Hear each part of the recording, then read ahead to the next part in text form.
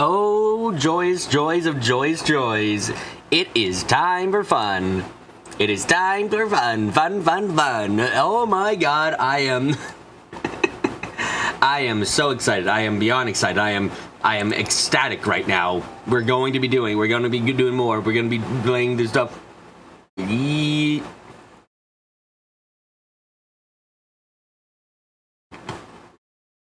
so excited.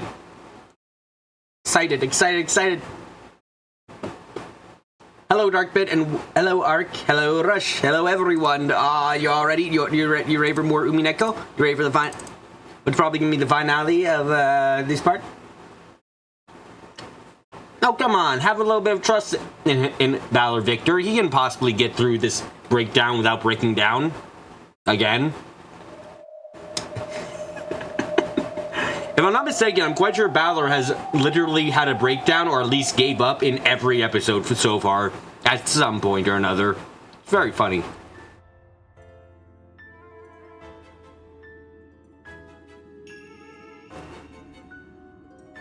Hi, Zane.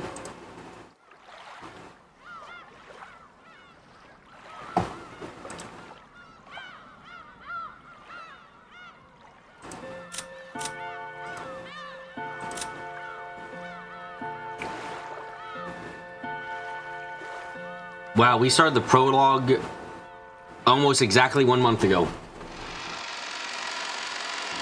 You feel like we managed to put together so much of this, so you really want to see if he can and what conclusion he comes to. Same. Hi, fool. I mean, the dude himself said he fall over and over again, which makes him Balor that he keeps setting up again. Oh yeah, no doubt about it. I just find it funny that it keeps happening. It's like the one element of predictability so far in each episode, but how he breaks down is usually a little bit different each time, which makes it a bit more entertaining than you would think. When I came to, I was suddenly in that strange tea room where I'd often argue furiously with Beto across the table.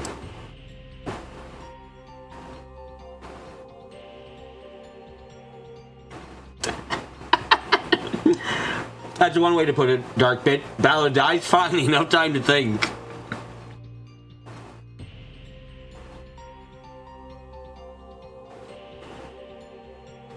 Of course, Beto was nowhere to be found. Just me, isolated and alone. That's right. Even so, I won't stop thinking. Okay then. What were Nox's commandments again? I'm sure Donor explained most of them when slamming me with them. Of course, even I recall them vaguely. What was the first one again? I beg to inform you of the following. Nox is first. It is forbidden for the Cobra to be anyone not mentioned in the early part of the story. When I wondered about what the first one was, the other subordinate appeared, as if in answer to my question. Without bothering with an unnecessary hello, she told me nothing more or less than what I wanted to know. Yeah, that's it. The first commandment. Howard has to be one of the people mentioned in the early part of the story. Does that mean by the end of the first game, the Cobra must have already appeared? True, that is the most basic in the mystery genre. A given. A given? If I really kept that as a basic assumption? With each new game, the number of people in this tale keeps increasing. That violates a closed circle rule. From that moment onwards, everything is screwed up. Did I give up on the inside thinking that the true Cobra Mastermind must not have shown up yet and that reasoning was therefore useless? If I read this tale as a fantasy, new characters keep showing up to the point where even having demon kings or gods or divine creators appear won't be strange at all. Even if the true Mastermind first appeared in one of the last episodes, I just accept it as that kind of story. However, if I read it as a mystery and stick with that conviction, there's no need to worry at all about anyone who shows up later. Because Nox's first rule clearly clears them out, saying that it's impossible the Cobra will be anyone who appears later on in the story. Of course, that's also what Delnor and Virgilia said. There's no guarantee that this tale follows the rules of the Decalogue, so of course it can't deny the possibility that the Cobra first appeared in the second game or later. However, this is one way of thinking. This time, I'll forget about the devil's proof completely and try to borrow the power of the Decalogue in my thinking. After all, I know by now that I'll never be able to reach the truth without looking from multiple perspectives. In that case, that means it covered all these repeating games. It's one of the 18 people. Very beginning, there's no need for an illusion of a 19th person.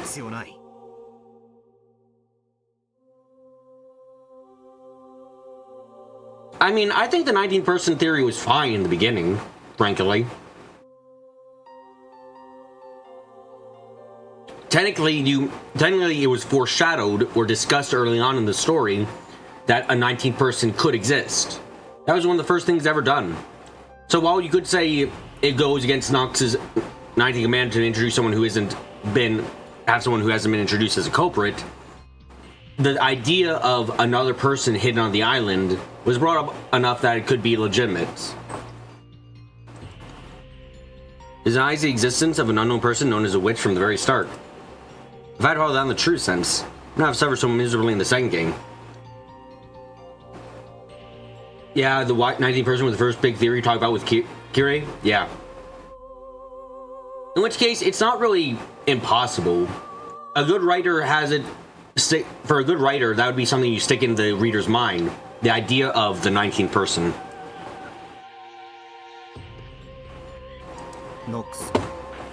Nox is second.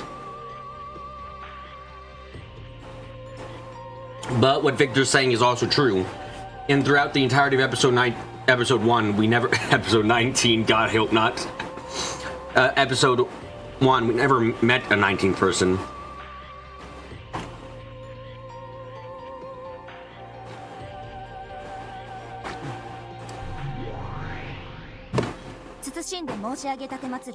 I beg to inform you of the following. Nox is second. It is forbidden for the student outer agencies to be employed as a detective technique. The others are born appear without a sound and gave me the answer to my question. The idea of the 19th works just as good as a red herring. It does. That's right. A detective can't go around using magic unless it's that kind of story. So, if this is a fair battle, does it mean like the detective, the culprit, also isn't allowed to use magic?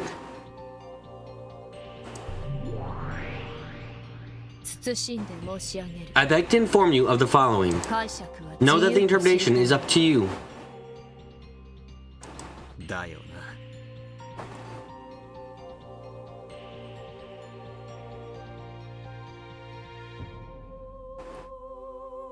Figures. Right.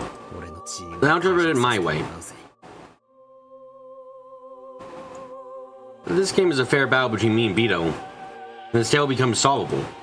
There's no elements which are impossible to explain without logic. I mean, it features no elements which are impossible to explain with logic.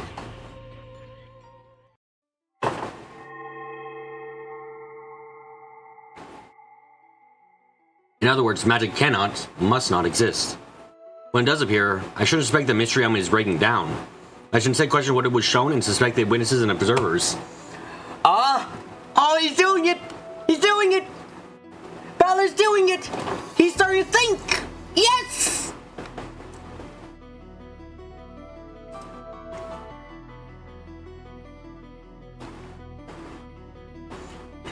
That's right, that was Speedo's greatest weapon in the second game.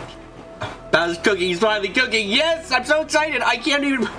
Oh my god, he's finally thinking about the mystery scenes! What do they actually represent? What do they mean?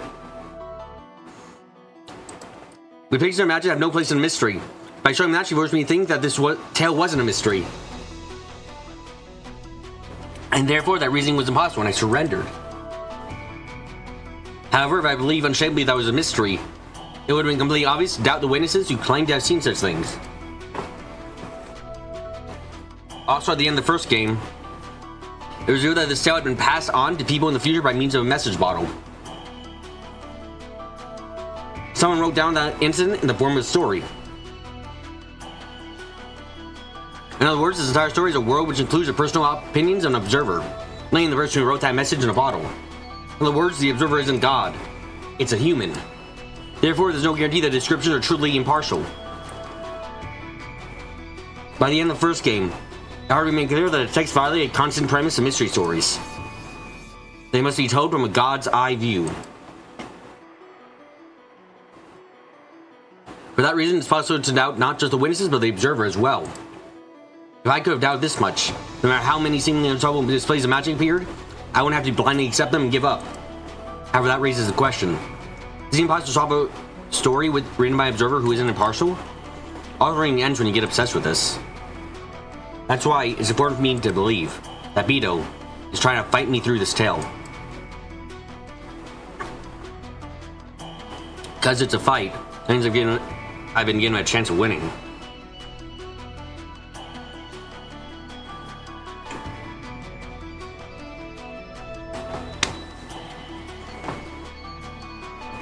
That's the main problem with unreliable narrator mysteries. How can you trust anything? Admittedly, we've been able to determine that while we can't trust everything, we can trust some things most of the time. Episode 4 did throw a wrench into that plan of trusting anyone, but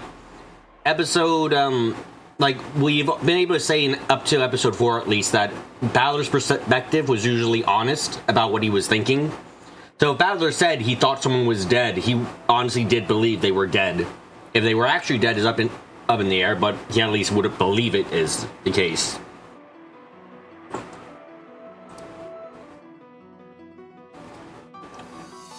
This part is the hardest. Unless I believe that the cruel witch took on the risk of looting to try and have a fair fight with me. I can't get past this part. Jodie is right, it's just like love. I can't believe that Beto is fighting me head on with everything she's got. Won't be a reason any further than this.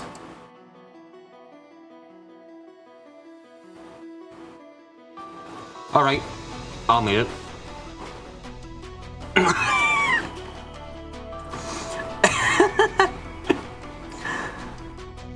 Unless I admit that we're in love, I won't be able to get any further. When Jill ran out of patience with the two of us, shy and capable as we were admitting that out loud, she gave me that red truth instead. That was Red Truth saying Beto wanted me to solve the Roses game, so he rated them to be solvable. What the hell was that? It's like Saito-san in Class A says he likes you. You're carrying love confession by a friend. I really am pitiful. Reasoning is love. If we don't love each other, logic won't open up. In that case, why can't we just say that we love each other? If you can solve it, just you try. You're in conflict, like how you can solve it. Now, according to George Aniki, you can call that sort of thing Sundora. That brutal rich is finally starting to look a bit cute. Meet her again, I want to try saying you're such a Sundora. If I meet her again, somewhere.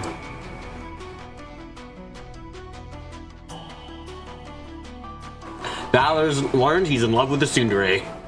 Wait, does that make all of the stories feature this ex-Battler fanfic? Possibly, Zane, possibly.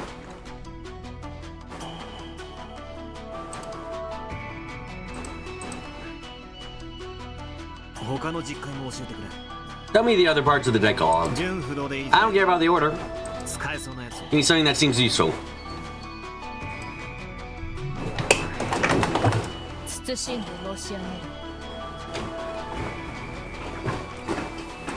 I beg to inform you of the following. Nox's 8th. It is written the case to be solved with clues that are not presented. I beg to inform you of the following. Nox's 6th. It is written for accident or uncountable intuition being employed as a detective technique.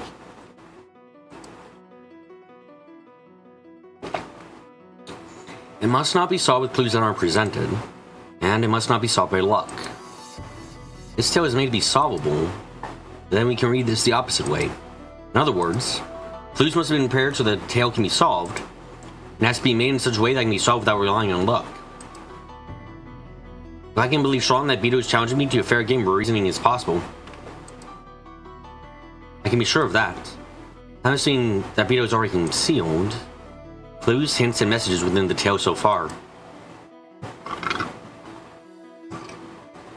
It isn't from the Decalogue, but I could, or someone said this. There are 3 roads to be exposed in a mystery.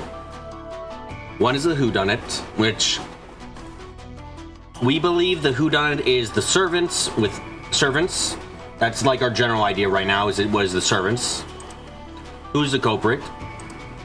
One is the howdunit. How did they commit the crime? Via...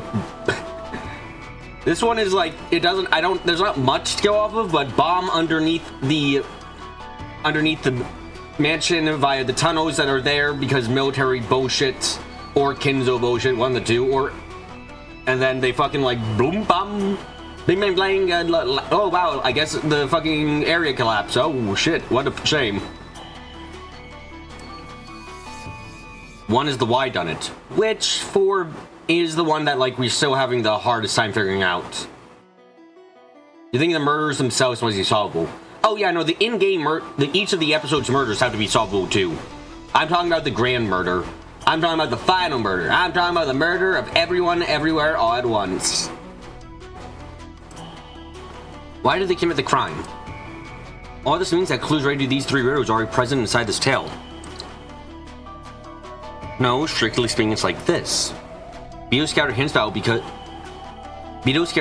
because she wanted me to solve those three riddles. Though whether I'm capable of catching those hints or not is another matter. Even if you pose a riddle saying the thing is easy, it might be different with the person trying to solve it. Therefore, it's only natural for there to be a difference in how difficult a person thinks it is.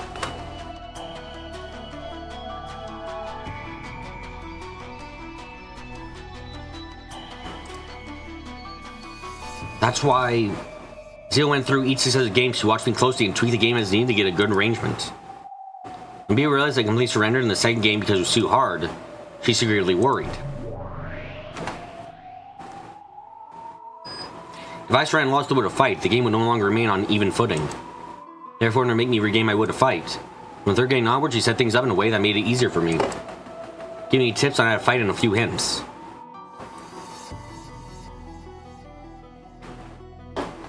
The appearance of Virgilia and Ronove was obviously so they could help me.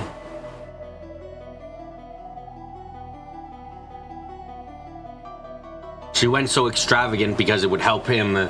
This is too unbelievable to be crazy, to be real. Also, though we had the usual crazy magic shows, she gave me the metaphor of the Ron Tube trial, as well as tips on how to fight back. And this is... And if this is a metaphor of an author and a reader, then the reader's surroundings prompts them just putting down the book low. I did hear, I don't remember where I read it, but I heard that like episode 2 turned a lot of people off from the story because of how magic-centric it was.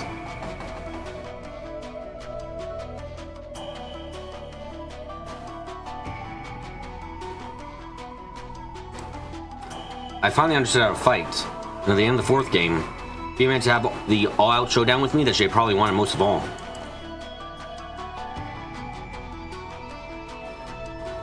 Then, Beto acknowledged my abilities as being full-fledged, and trusted me with her heart. Trusted me with explaining the tale, didn't she? In that case, it's really dumb of me to boycott most of the fifth game. Things are so discussed with those two witches. Doesn't matter who the game master is. All I need is to search for the truth in Beto's game. In contrary, I should probably thank those two witches just a little. Continuing the game in Beto's place now that she's gone left everything to me. Of course, I know those evil witches were trying to do anything of the sorts. Culprits. Crime. Motive. Answers that hint to those three ultimate riddles must be scattered throughout the tale shown thus far. Probably a very faint light, like trying to find beads that have fallen onto a sandy beach. They're definitely there. However, they're so faint that unless I believe strongly, there's no way I'll be able to find them. For your intention, I beg to state the following. What is it? Go back through the tale. We've already... Look, Gertrude, we've already been rereading this shit over and over again. And admittedly, rereading this story has given us a lot of information. Like a fucking insane amount of representation. I mean, information. Sorry.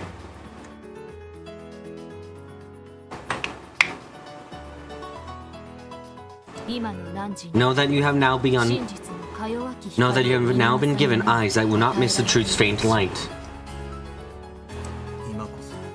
Hey, that's what I got my fucking players in chat for. They're the ones who search through the old story for me because I don't have the time to go through everything.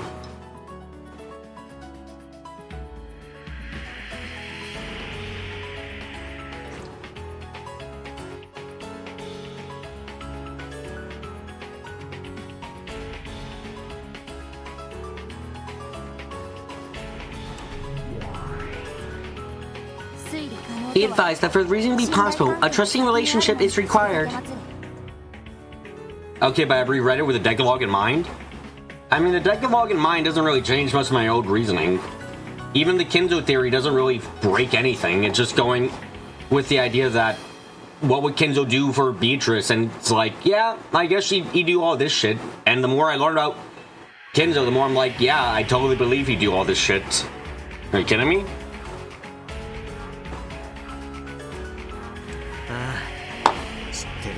Yeah, I know. In fact, I have just realized at last. Something that had been repeated over and over again throughout the tale. Persistently so.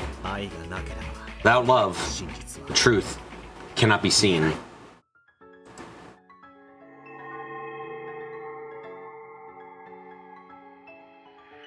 Slowly, the tea room dissolved into darkness. Then, as though I was slowly sinking to a pitch-black sea, I passed through the cracks of the long journey I'd taken with Beto, and kept on falling and falling. It was a bizarre experience, like crossing over the boundary of sleep while still conscious.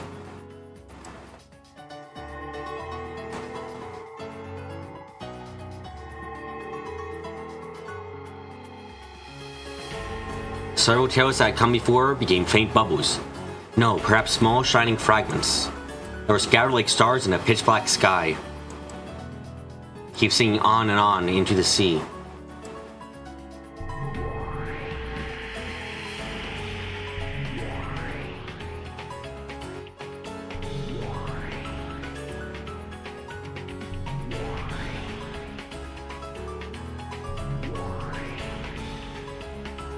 Bother rereading everything. Well, he's done what we did already, which is good.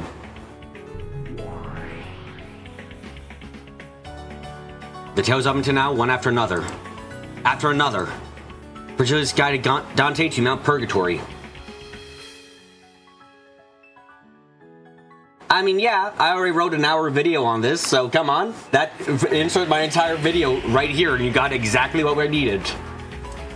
And led him to Beatrice, the eternal lady who waited at the top. Therefore, the innermost depths lay not at the bottom, at the peak of Mount Purgatory. The eternal lady had been waiting there for Dante the whole time. And then I knew.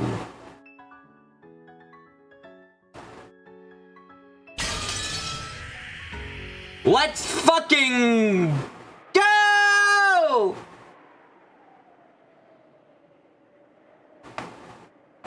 I finally reached the truth, and the depths know the peak of Mount Purgatory. Idiot. You really are an idiot.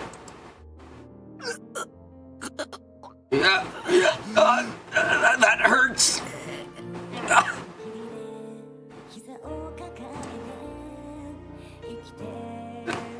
He woke from the sleep of death, and bit by bit his sense of pain came back to him. As Valor hung there pieced by the longsword, his head still tilted towards the heavens. Life gradually returned to his face through an expression of suffering. You really are an idiot. A huge idiot. Valor noticed.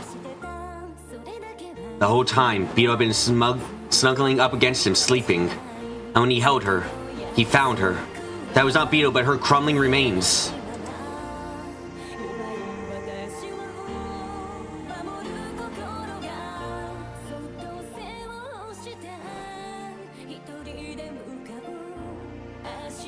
And because her form was as fragile as ash, when Balor tried to hold it, Just like a sandcastle made on the beach, being washed away by a small wave.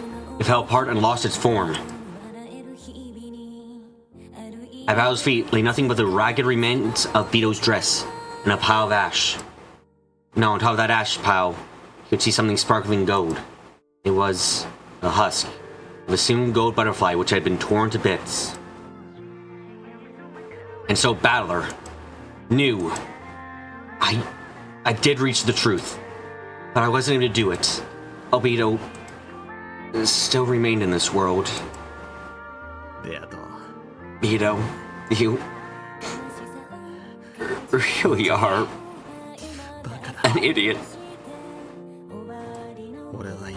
I finally reached the truth of this ridiculous riddle you created. Just like you wanted. I didn't lose heart. And I finally made it all the way to the end. So why did you lose heart without waiting for me? You believed so strongly, didn't you? That I definitely reached the truth. So why? Why couldn't you believe with me and wait? Wasn't you who was forcing endless torture on someone? It was me! I'm the one putting you through a cruel torture! You resisted the very end and kept on appealing to me! And now, though I finally reached the truth, you couldn't wait any longer. And it's all too late.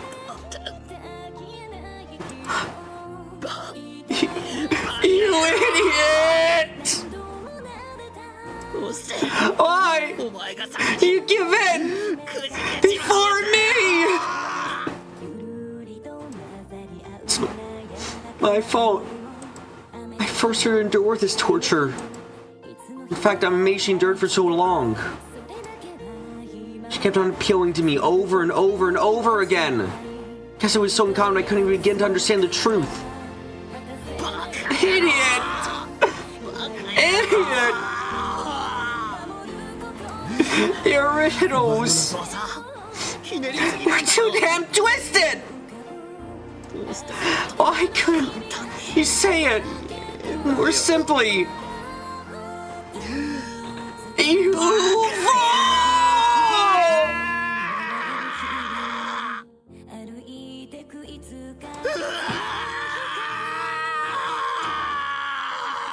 yeah, I'm getting fucking real world parallels strongly here.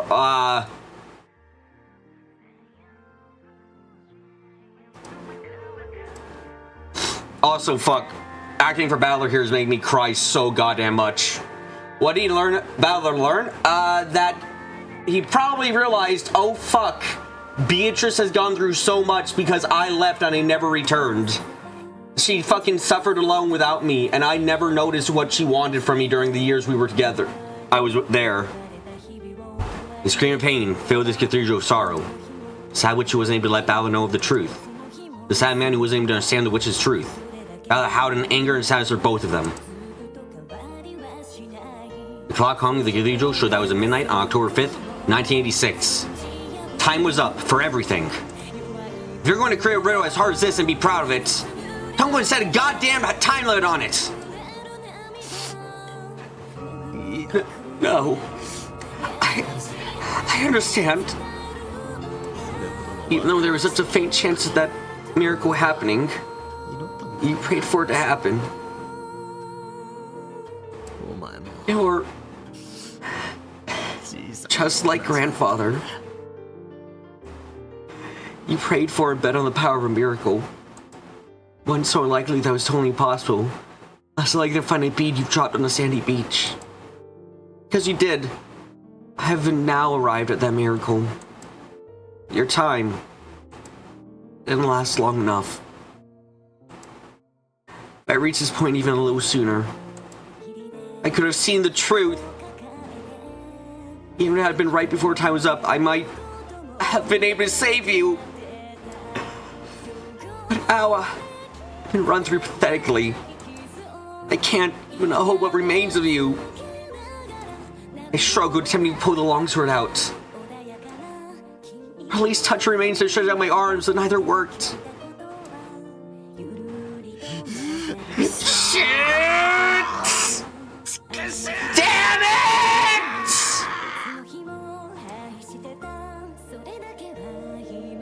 At that time, I noticed a golden glint on the palm of my hand. It was a single wing from a gold butterfly. It had small fried gold. It was the only piece of beetle that I was permitted to touch. I cried with all my strength, gripped that fragment and pressed it against my head, apologizing. Why couldn't I reach the truth earlier? Then I pressed it to my chest, promising that even though things had come to this, I would never again lose the truth. And I pressed my hand against my chest. The sword piercing my chest cut my wrist and blood dribbled out. The blood spread through my fist. It must have soaked that gold fragment with my gold red blood. This had been the only way of telling her. I found the truth she had wanted me to tell. I clutched the wing of the gold butterfly with my freshly bleeding hand and pressed it against the red sword that impaled me. In this moment, he showed me a battler knew and understood. He had arrived at the entirety of this tale. Fuck! I messed it up. He arrived at the entirety of this tale.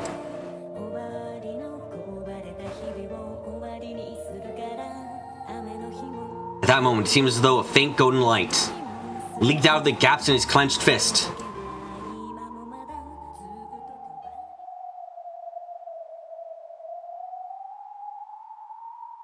The two witches had their backs turned, and Erika was laughing at Balor's corpse. What a disgrace you are, Balor-san. By the way, this is not good for my heart. I've been fucking going from crying my ass. Well, I have had, okay, I like to put my all into when I do the voice for these characters, so I'm fucking actually crying during that entire scene, and fuck is it hurting to do that, and now I'm back to fucking Erika, who is definitely not crying. Holy shit, I have to fucking, change my emotions so fast. It's not oh god, my heart is killing me, and now I gotta read out this dialogue like a fucking bitch. What a disgrace you are, Balor-san. You're supposed to be immortalized in this statue. Huh?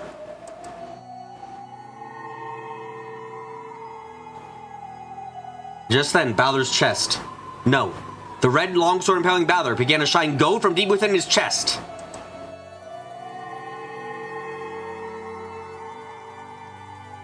The bright golden light began to change the red sword's color, turning it into gold.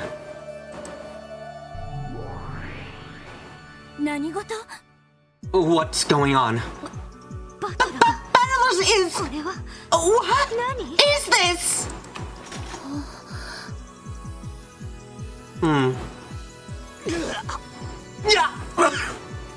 Balor coughed with blood and groaned. His consciousness came back. His will to live, his will to fight came back. The red longsword impelling Balor could no longer be described as such, and now it had become a golden longsword. Then, slowly, it pulled itself out of Balor's chest.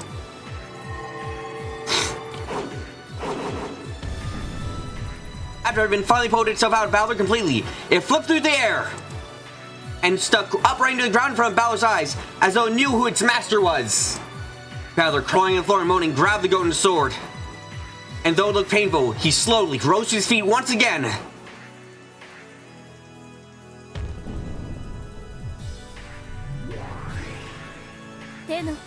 This sure is an elaborate act. Is this one of your tricks, Lambda? That glow! It can't be! Lambda stared wide-eyed at the bright glow in awe. Noticing Balor's resurrection was part of the script Lambda had thought up. Byrne also frowned slightly. Sorry, retrials will not be permitted. Chester Sisters will make this resurrection illusion.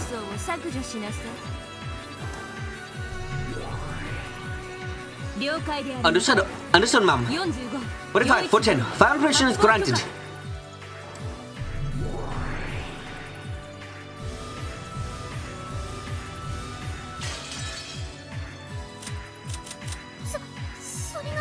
It's unable to be targeted! IFF error! Code 999! Oh! 3 nines! Impossible! Sure Sister hesitate. I'm going to carry out Burnkisso's orders. Valor once again being magic bulletproof. Lambda, what kind of farce is this? The witch illusion being completely destroyed and the trial ended with our victory.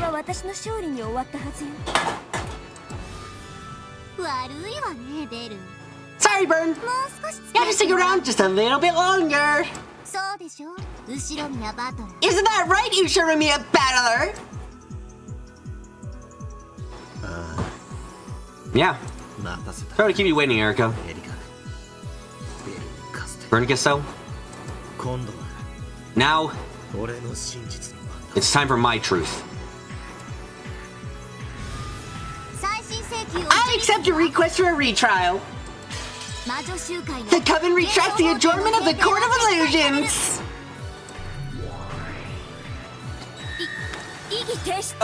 Objection. The trial's already been concluded and the verdict has been announced. Objection overruled! All boards are overshadowed by new truths. Objection! Belling's Valor being banished as a player, he doesn't hold the rank of witch. He has no right to appeal. Objection overruled. The thing he does now have that. I nodded by the name of the Witch of Eternity, Lambda Delta. Ushirimiya Battler. I nod you as a new Golden Witch. No, as the new Endless Sorcerer, Ushirimiya Battler.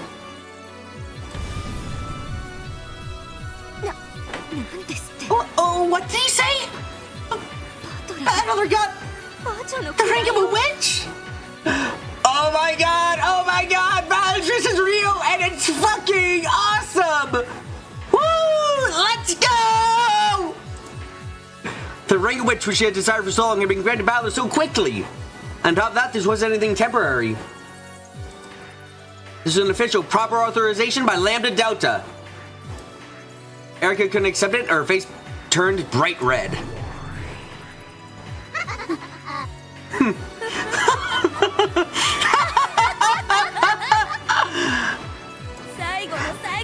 Looks like that kid's game really will keep us entertained to the very end. Sure, I'll play along. Erika, accept his challenge. The red she threw here with me is perfect. The conjunction of truth that makes Sachi the culprit is perfect. Valor will never be able to break it. Of course, my master. There's no need to worry at all. Anyway, Chester Sisters, my master ordered you to fire. There are 1,000 different arguments to use against Erika. Let's see which one Valor chooses. How long is it going to take you to carry that order out? Error code 99! An access code is required to target the territory lord. Yeah, I told you to do it, yeah. 410, you're fucking the best still. You're fucking... Fuck, Clips is correct. Smug girls are the best. The smug rabbit knew what would happen. Yeah. Actually, now that Valor Perry knows truth on what really was going on after 5, you rip her a new one. I'm excited as shit. Territory Lord? Who is? Who controls this fragment? I do! Territory Lord. You don't mean... Valor is... Yes. Ushirimiya Battler has been authorized as the official territory lord of this fragment mountain.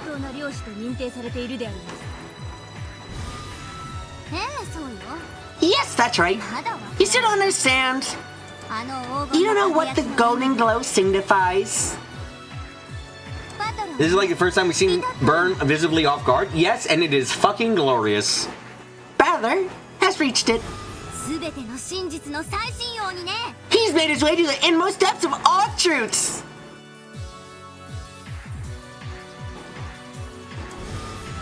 That means Balor has understood everything about this road, this tale, this game.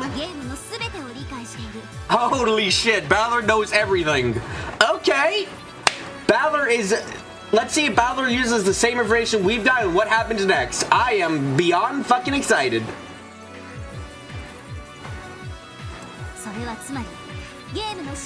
In other words, he's reached the position the game's ruler. Wait, does this mean that Balor's become competent? At least for a little bit, Balor is fucking ready with his military might of knowledge. I bet you don't want to believe it, right, Burn?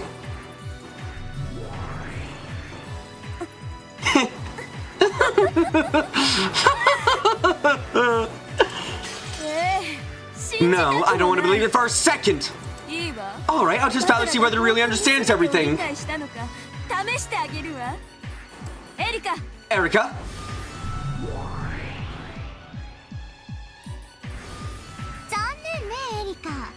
Too bad, Erica. I didn't expect to be appointed as the Territory Lord of this fragment, but I'm shaming you of that title. The new Territory Lord of this fragment is Ushiromiya Balor. Isn't it awful? Tell me, don't you just feel awful? How's it would have that title ripped away from you just when you finally got it? How's it feel?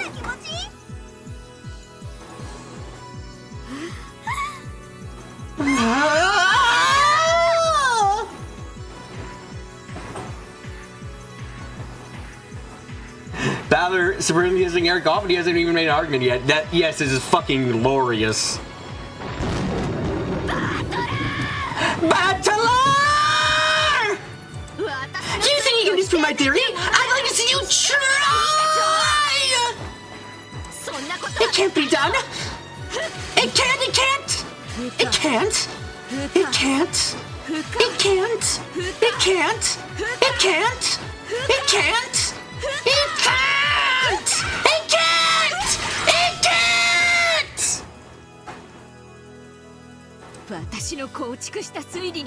The theory I've created has no hose! It's impossible to rule out Natsu as the culprit!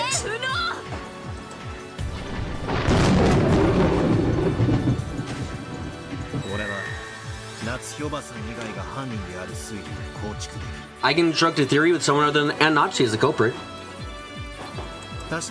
Maybe your truth is impossible to disprove. So that means your truth won't be able to deny my new truth either. Yeah, it's the might peak. I am so sorry for that. I needed to go all out there.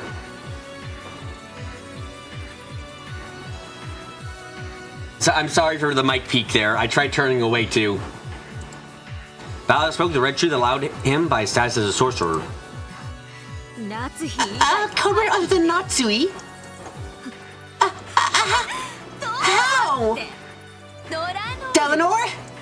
Please entertain Balor's sense and there's no rambling.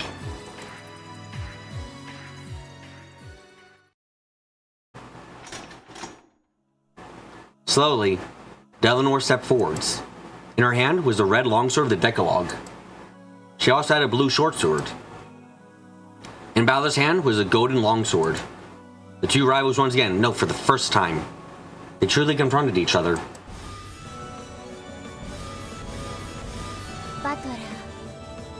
Battler, I have been waiting. Sorry to keep you waiting. Not at all. Your return was sooner than I anticipated.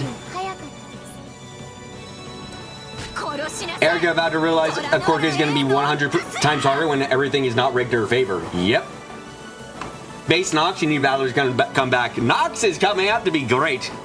Kill him! Delanor A. Nox! Delanor's form disappeared in an instant, as though her slow divine movement from before was only a lie.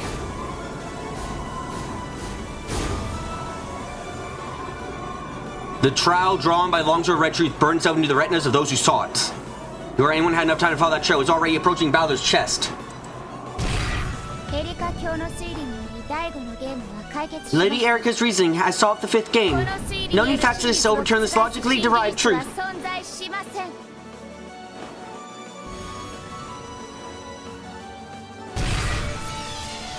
Oh, the sword is gold.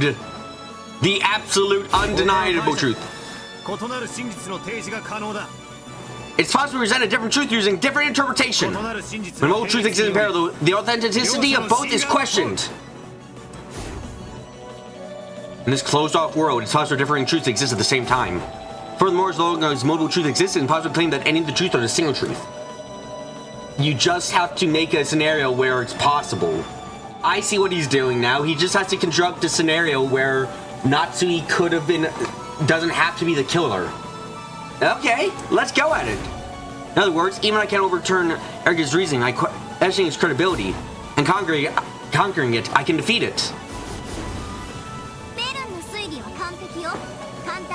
Vernon's reasoning is perfect. You'll be able to overturn it easily. But still, you can understand theory apart with Burns if I will come to a verdict. And it's also either one of the truths be defeated and denied.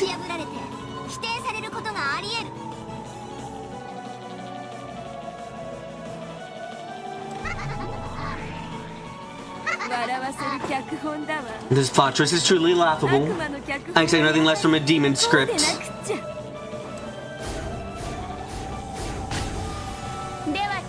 Then let me ask, if not Natsui, who do you theorize is the culprit? Balor's Golden Longsword drew both red and blue trails at will. Oh. It's also constructed theory in which this was the revenge of the baby from 90 years ago, mentioned by Aunt Nazi in her confession.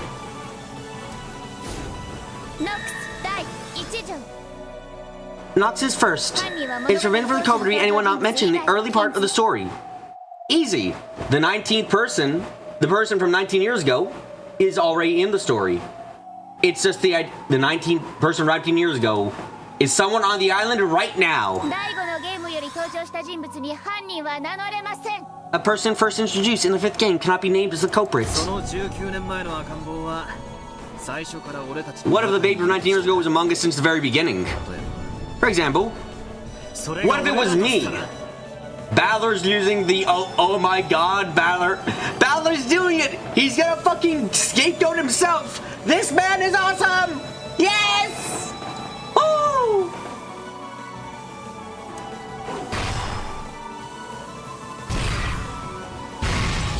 Let's go!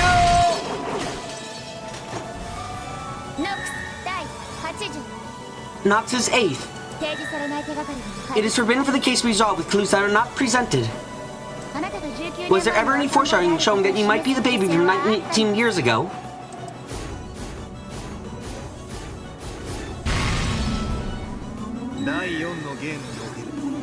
The red truth from the fourth game that I am not the son of my mother Asumi. Oh my god, we're actually going back there. This is fucking... Balor's mother has always been in question. It's only been in question since the fourth game though, Zane, so... Not forever, but it has just entered... We have gotten confirmation that there is reason to suspect he could be the John Doe. So... Something that Dad was hiding something both the first game and this game. Yeah, I guess you could say the feeling. In this game, in particular, in this game, it's been clear that there were some special circumstances having to do with my birth. Okay, this is gonna be fun. I remember in the Discord, I said, holy shit, I just realized that the reason that Rudolph was so sure he was gonna die in the first game was because he was gonna tell the siblings about Balor. Whatever, because in this game, he said, whatever the truth about your, like, birth, is probably gonna get me killed to reveal it, but I'm gonna say it tomorrow anyway. So whatever Rudolph knows, so that's how I kind of already figured out in the Discord, oh shit, Rudolph was talking about Balor's truth. Or Kira at least. Yeah, either way, metaphorically or literally, he was expecting to die. And now so that he would reconstruct the crime with himself as the culprit. As Zundler cautiously held her sword at the ready, she gauged the distance between them. Now that Balor inherited the position of the sword's territory lord, and he maintained the rank of an element sorcerer. His movement surpassed human understanding. By now, the physical distance between them probably count for nothing. Because they're extremely agile battles passing the point where the concept doesn't make any difference.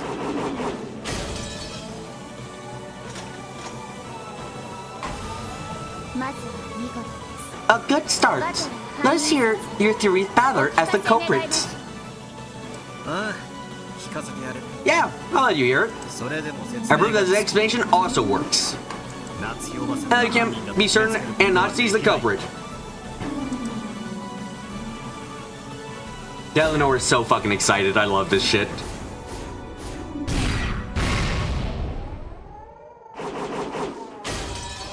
This is great.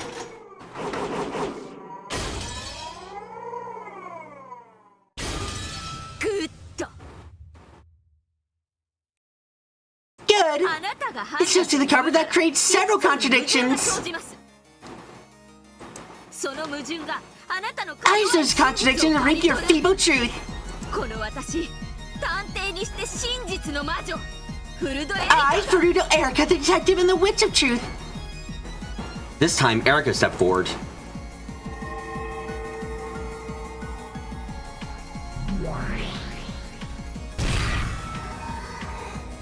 Ah, she has a scythe.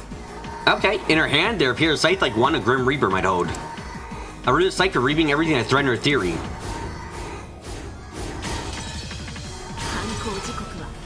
It's only possible the crimes are taking place during the single hour after midnight. During that 1 hour, you were in the dining hall of the mansion. Therefore, it's impossible to commit the crimes.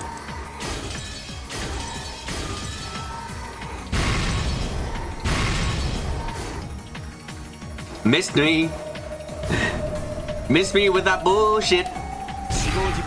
It's not been such like that the time of death was during the single hour after midnight. Therefore, it's the crime scene occurred between midnight and 1 a.m. Indubitably.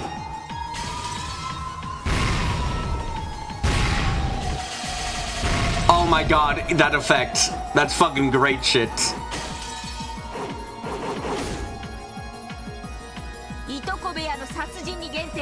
I'll speak to the murders in the cousin's room. It is impossible for the crime to have been committed in the cousin's room between 1 a.m. the time of the crime's discovery. Eleanor, no!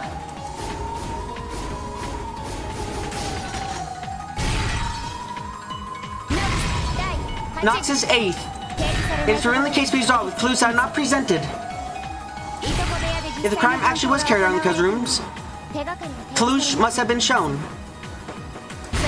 His clues were not given to the detective, Lady Erica, who has on the watch for any abnormalities inside the room until morning. Such a crime is impossible. The time of the crime's discovery refers to the point at which I let out a scream and everyone gathered there. He wasn't supposed to kill them before that point, he was supposed to kill them afterwards. There he fucking goes. Oh wow, shit, I fucking was listening all night. And then you stopped listening all night. Once Battler screamed. In which case, it became possible for them to be killed.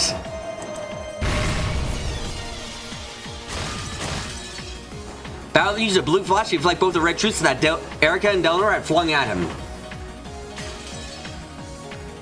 Brilliant move there, Battler. Erica's eyes went wide. After all, what he had said was completely absurd. Bitch. You are not one to talk about what had been absurd. At that time, they sound been killed? Even though the corpses were lying there with their necks sliced open? Thanks to the form the cousin women declared with the red truth. I tried to use a witch illusion? I tried to resurrect Jordan and the others using kata magic even though they were dead at the time? Ah, I see. Since we believe they were dead by that point, must have looked to you as though the dead are being brought back to life. Ah, well, guess we weren't paying too much attention to the fucking third game then, huh? Oh, well. This probably will be magic to you. In that case, I'll be the one to take the next shot at you.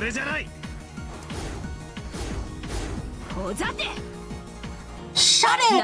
How did I just say it? The days of the four of the cousins and declare with the red truth. I know Erica didn't exist during the third game, but apparently she was allowed to look back on the third game. Guess she didn't look too closely. And the dead bodies witnessed by a large number of people. And totally declare with the red truth that no examination of corpses is ever mistaken. So, they weren't corpses, dumbass. Take that, dead people!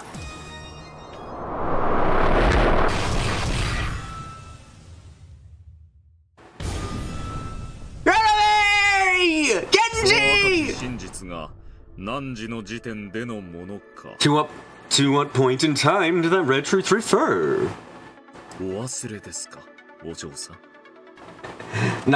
Erica has knocks on her side, the memories of all the games, and still falling our face like third-rate detective. Yeah, it's fucking glorious. Have you forgotten, miss? The fierce shower red was blocked by a magical barrier set by Ronaway, who suddenly appeared right in front of Battler. Now that Bia was gone, the demons shouldn't have been able to manifest themselves in the real world. However, he existed here, and calmly dealt with Erica's attack. You? Ronaway? How did you get here? Well, who cares? Still works out nicely. Now there's no need to go looking for you. I'll catch you here and deny your existence too. He had been done in episode 1 if you had down on his side. Yep, Battler is much smarter than this bitch. I'll leave it to you. Teach her that you can't control everything with a single arrogant truth. Yes, Your Majesty. Yes, Your Majesty. Well then, I'll be as far with you for a while. Go ahead, miss.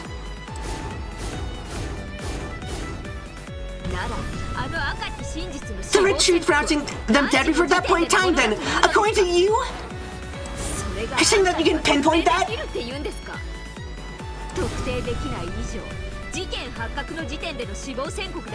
You can't pinpoint it, so you can't disprove that. Declare them dead at the time of the crime's discovery.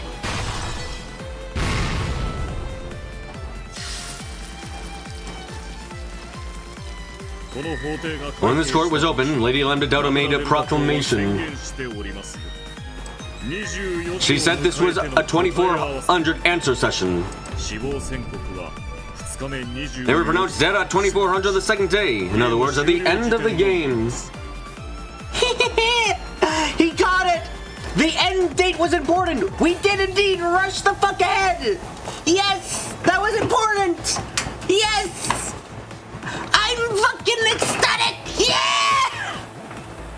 Oh! Let's go! Let's go! Let's go!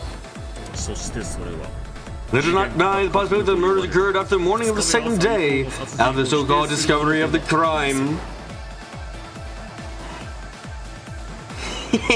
This is what you get for calling the game early. You missed out on a lot of very important details, huh? Fucking arrogant shit. Just sign your own death warrant.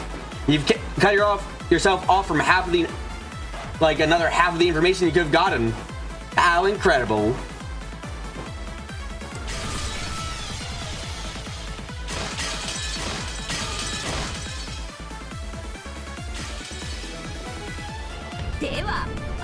Then you're saying that the victims were alive at that time? You know their necks were sliced open?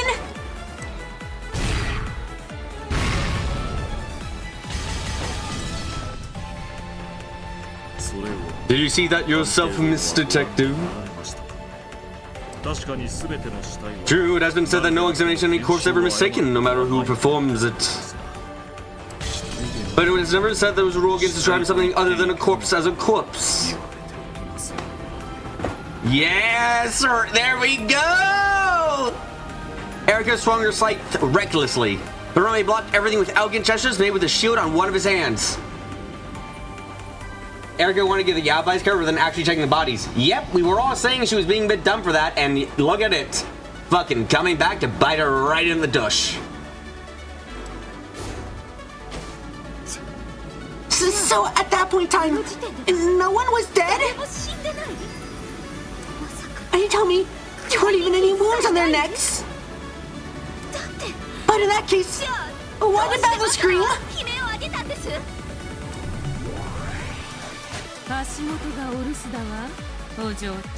Never leave your feet unprotected, little girl. There's a reference to a line in Dragon Ball. Spoken by Kami in a fight against Yamcha. Of course, of course. Ishirimiya Kinzo's already dead at the starting time for all games. A pitch black hole opened beneath Erika's feet and swallowed her up. She probably see through to the other side of the hole.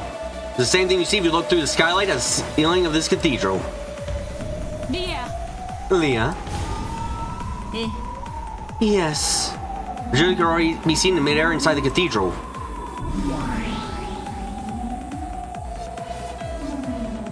What did that say? As Erika fell in the heavens, Virgilia is right below her and thrust upwards with a divine glowing spear. Shouldn't you rethink your reasoning? Kinzo doesn't exist. Smothered mate. Therefore, the wait for the body's superior theory breaks down. It has happened! The absolute victory! She has created a situation where the bodies could not disappear! So either her theory is wrong, or there's magic! Get fucked!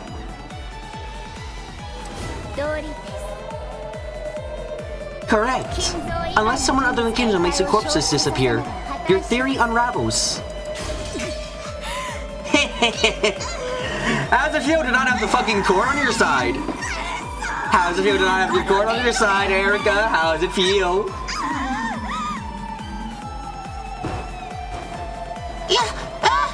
Damn it! This is nothing. Delanor's on the team of truth, Victor. Let's go! Or mystery. Either way, she's fucking great. Virgilia's blue divine sphere secured and pinned Erika in midair.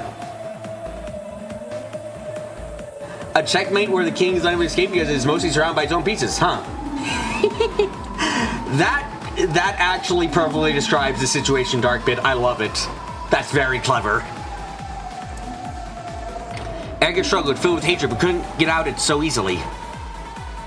Then all around her, several small fastenings clanged off the walls to surround her. If you guys remember in episode 2 when I lamented the appearance of a laser sword? I fucking cheer for that shit now. This is great. 7 people manifested at once. We are the 7 sisters of purgatory. Know this, foe of our master.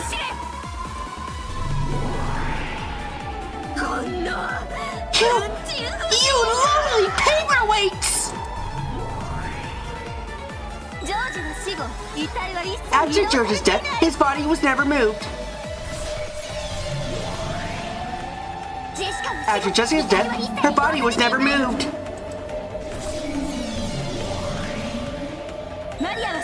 After Maria's death, her body was never moved.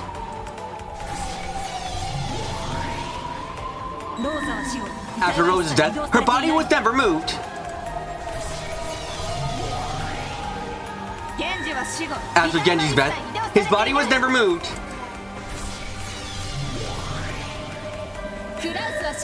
After Kraus' death, his body was never moved.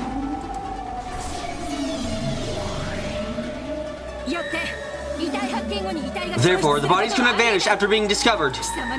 Your theory about Kinzo carrying the bodies away breaks down. Let's go! Hey Erika. And you want to know what makes it really satisfying to take someone down when they... Down? You want to know what's really satisfying to take down someone who thinks they're clever? When they're dick about it. That's when it's the most satisfying. And guess what position you're in right now? And so what? Even if Kinzo can explain how the corpses disappear. No, you fucking can't. I have to revise my theory. Me, the detective.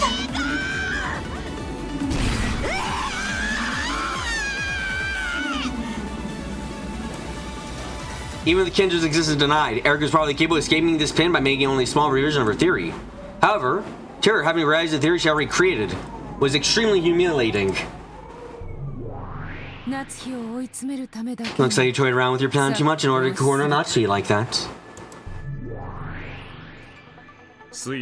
You played around too much with your reasoning. At this point, your master isn't the only one who can speak of Kinjo's death with the red truth.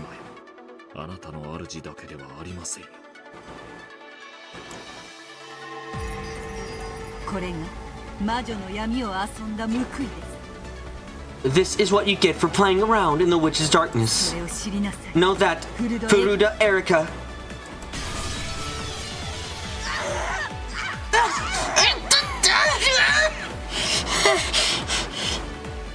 Of course, even Erika doubted Kinjo's existence from the beginning.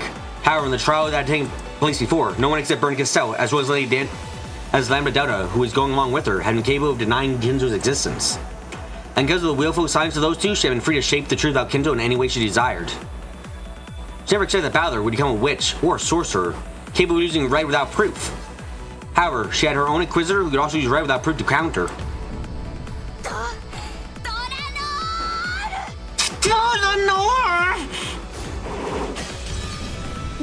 Nox is second. It is forbidden for a supernatural agency deployed as a detective technique. If you intend on showing that Kinjo has died with the red truth, I demand that you present evidence of a human truth supporting such a statement.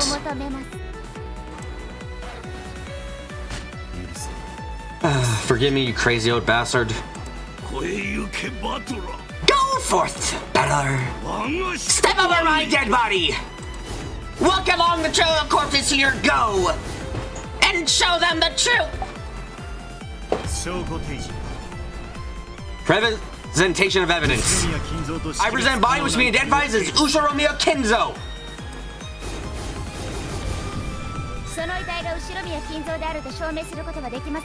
Can you prove that this is Ushiromiya Kinzo's body? No matter how much it resembles him, unless you can prove that it is him. It's impossible to claim that this is a substitute corpse from someone else. Can you show that it's Kinzo's body with human truth alone?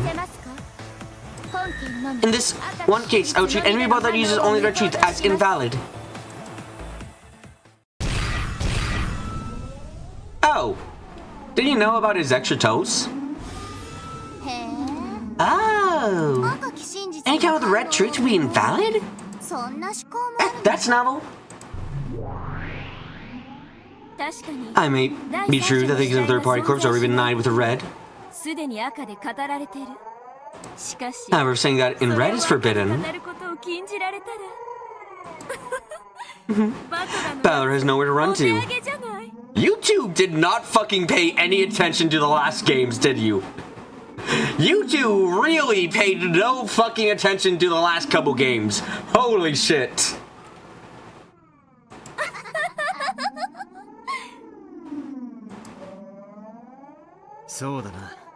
That's right. In this closed-off agreement, there's no objective way to show that this corpse is grandfather's.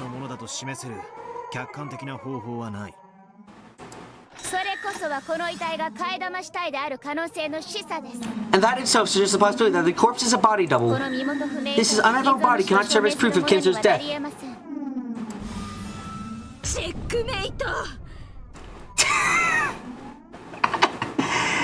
Hey, Erika.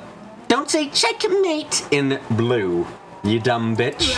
My theory is rock solid.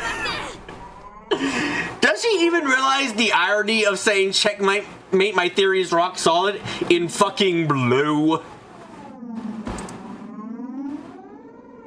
Telling her I sealed off the red truth as a means of proving that Kinzo's corpse has been shown. Even with the power of witches, Balor couldn't argue back.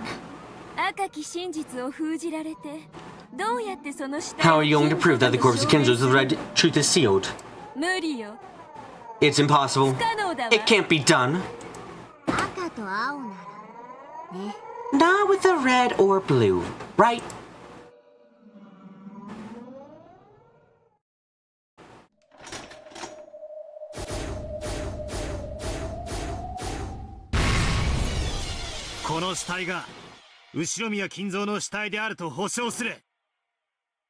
The golden truth. Oh my fuck. I guarantee that this is a corpse of Ushiromiya Kenzo!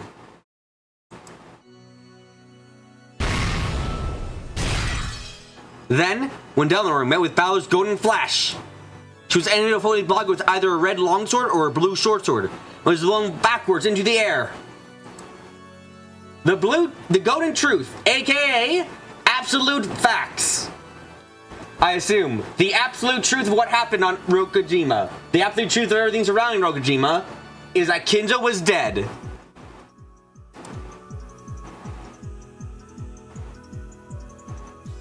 You think Goat at this point is not just confessing, he's shown to everyone the body was stored and other deeds of the conspiracy, probably calling in all involved in to cover up to confess.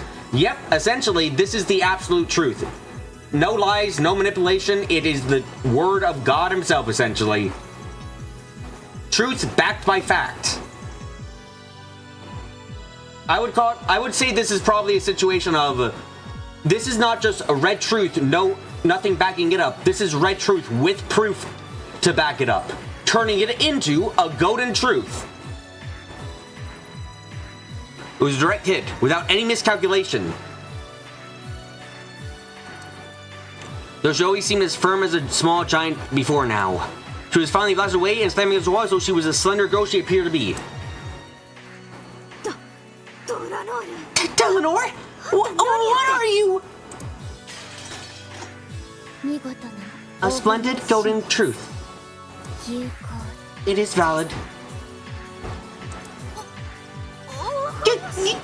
Go, truth! The golden longsword, which had been drawing red and blue trails before now, finally drew a trail which retained its divine gold color.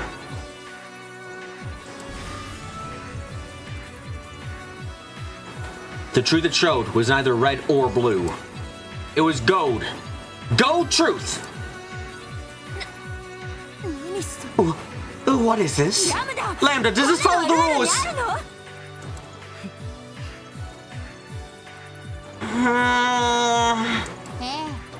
Yeah. Go truth, valid. The go truth can only be used by the territory lord of this world. No, only by the game master himself.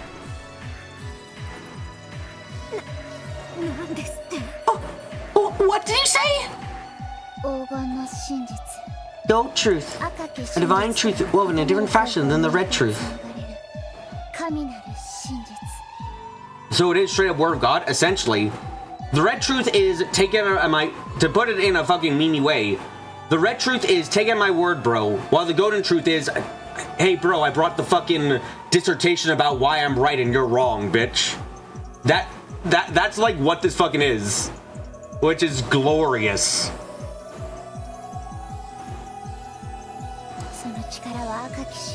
It is strength on par with the red truth. It may sometimes be inferior, but it is sometimes superior.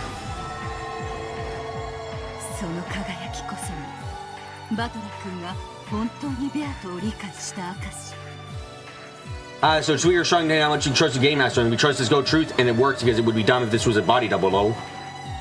Essentially, seemingly. Also, I have to use the bathroom. Shit, give me a fucking second. Oh, fuck. Oh, God, this is such a bad time. Ah!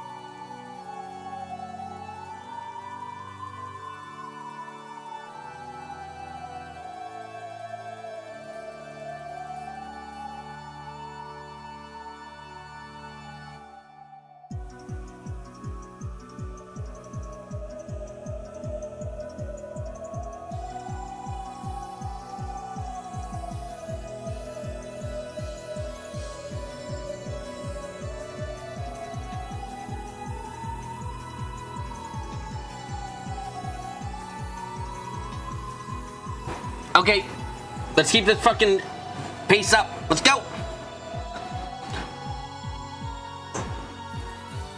That brilliant shine is a proof that Balakun has truly understood Beto. 示したぜ。 I've shown it. この死体がじい様である。 Shown that the corpse is grandfather's. はい。 Yes. 黄金の真実 Accepted. しました。エリカ教の推理は修正に応じぬ限り Unless Lady Erica's theory undergoes some revisions, it will be destroyed. What? Oh, what the?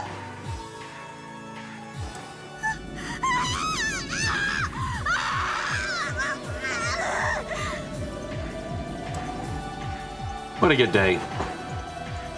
Erica cried out in pain.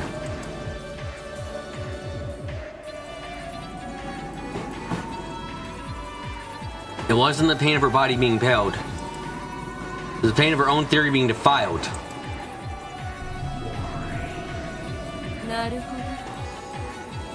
I see. I thought this was nothing but a mash of narrative tricks.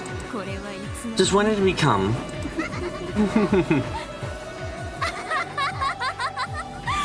Someone seems to be enjoying themselves.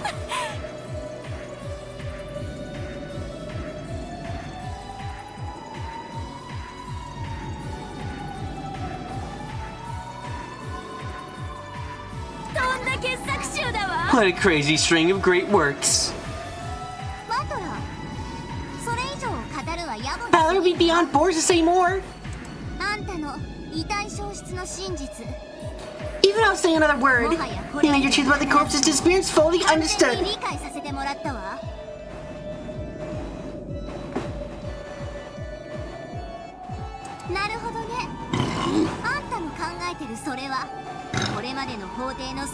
Yeah, so everything else doesn't conflict with any of the right in this trial so far. I can understand and accept your truth based on the events of the man from 19 years ago. I can make claim your truth established.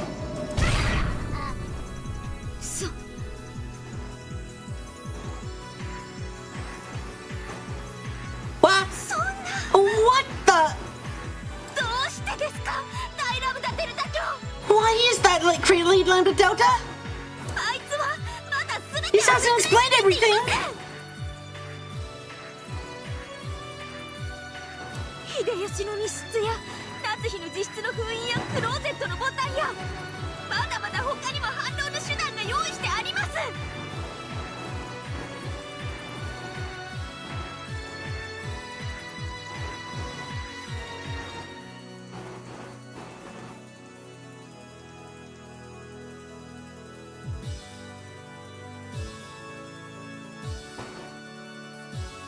Yeah, I still have. Wait a minute, we talked about like Hideyoshi's locked room, the seal Nazi's room, the button in the closet.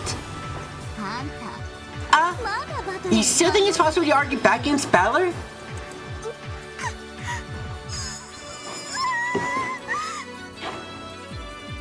Wine more, please. Only Erica, who was the one who was supposedly so intelligent, couldn't understand. She couldn't understand that Balor already found the real truth.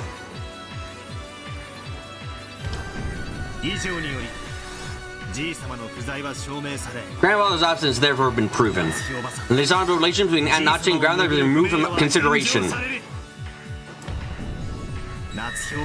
And Nachi's pure and faithful. How we bring this vulgar tale you're all so fond of.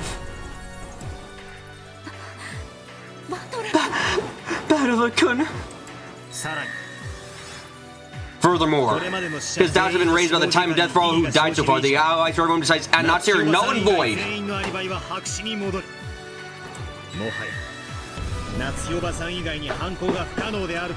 honor that the crime can be committed by anyone except Nazi no longer stands. Eleanor must have been risen to her knees at some point. Balor using a red truth to prove Krause wasn't a cuck. What a wonderful use of it.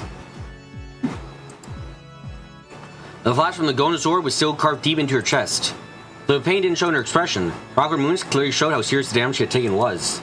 Even though she herself knew that it spelled the total end of the match. Don't abandon her duty. However, in the cousin's room, you instead bodies which are impossible to misidentify. Are you trying to say that was a falsehood? Noxus 7th is forbidden for the detective to be the culprit. What are you talking about? Balor isn't the detective. The detective is obligated to have an objective point of view. Oh. Thank you, you know. Delanor, thank you for fighting still. That's very admirable of you, but Balor isn't the detective in this game.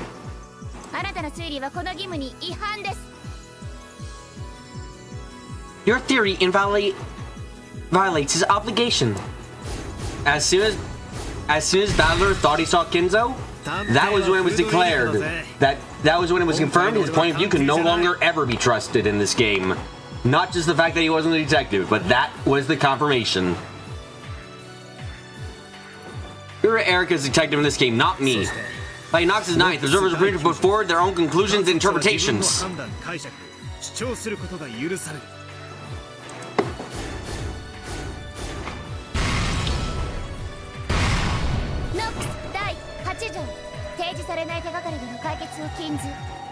Noxus 8th, it is forbidden for the case to be resolved with clues that are not presented. Till now, you have been the detective. Was it ever shown that you were not the detective this time, and that you were an observer within subjective viewpoints? Why, yes. He saw Kinzo. Unless it was, you do not have the right to falsify your point of view. In this game, when I figured out the device of the Aptas Drill, I witnessed grandfather. As the arrows have been shown in red, grandfather doesn't exist. Balor's using a lot of the arguments we were working with before. Look at our boy, he's grown up so much. Look at our boy, I'm so proud of him. Yay! It was impossible for me to witness him.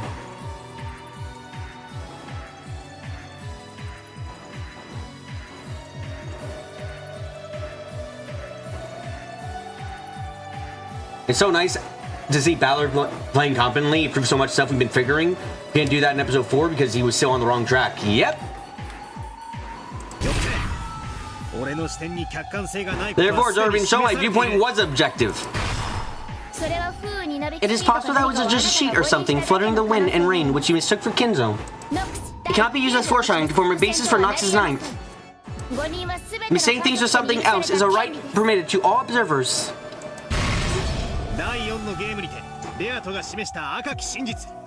There's red truth which Vito showed during the 4th game. No person would mistake Umineko Kinzo by sight. The moment he stopped being anti-fantasy and became mystery, did he just win? Not quite, but it seems almost like it. It's the red truth Vito used to counter my blue truth claim that someone disguised themselves as grandfather.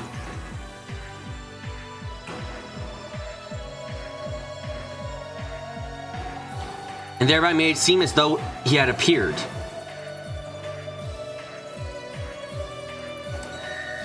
In other words, on this island, anything which might lead someone to visually mistake something grandfather, including someone else pretending to be grandfather, cannot ever work.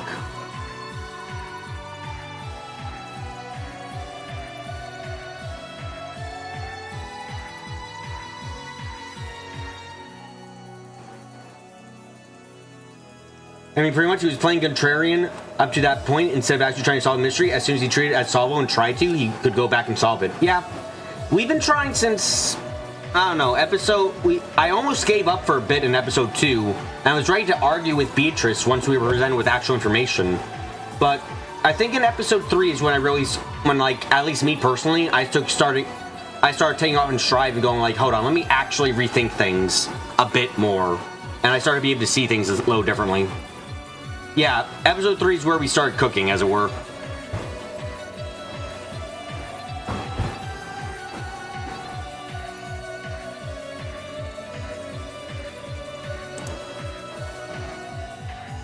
The scheme not to be once put together to make it seem as though grandfather was alive only involved her saying things like he was here just a second ago, or he's in his study alone now. Father exploring the road to his blind spots to pretend he was there. She never tried to make anyone mistake something they saw for grandfather himself, so there are no contradictions. She had tried to dress one of the servants' grandfather's robe. There probably been seen through in an instant. It has been guaranteed that none of the characters in this tale will mistake something for grandfather by sight. So and so claim to have seen grandfather becomes a falsehood. Episode 4, despite being so ridiculous, had so much insane useful information putting the overall picture together. Yeah, episode 4, Angie's storyline helped us so much in putting together some otherwise almost impossible pieces. Like, we could not have confirmed that Beatrice had found the gold until we found out about the letters and stuff. And the fucking gold reserve she had, the money she had.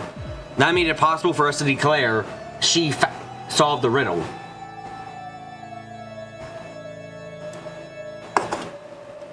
Everyone's granted the right to falsify their observations, but there's one person who does not have that right. That person is the detective. Because of the right granted by Nox's ninth, everyone is allowed to make a mistake. Because of the right granted by Nox's ninth, everyone is allowed to mistake a sheet in the wind for something else and talk mistakenly about what they saw. However, mistaking for grandfather in particular is not permitted in this game due to the red truth.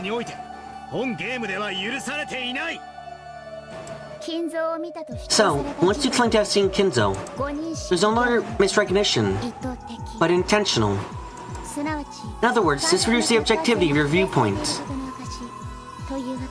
is what you are saying. In this case, unintentional misrecognition is not permitted by the rules of this game. However, it is possible to intentionally lie about seeing something you never saw. But that is an action not permitted to a detective burdened with the responsibility of an impartial perspective.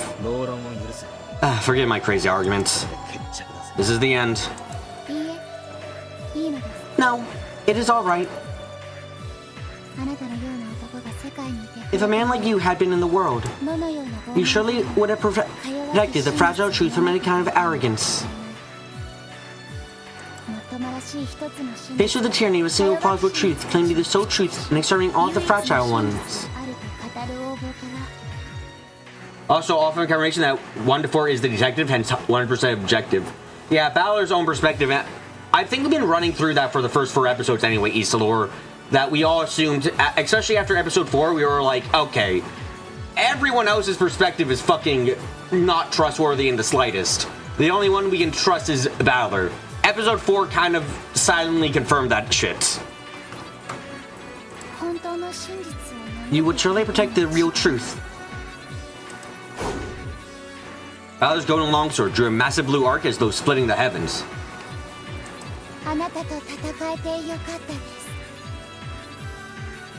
I'm glad to have been able to fight with you.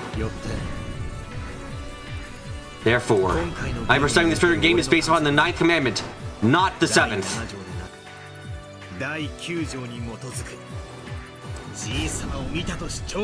The fact that I claim to have seen grandfather is proof!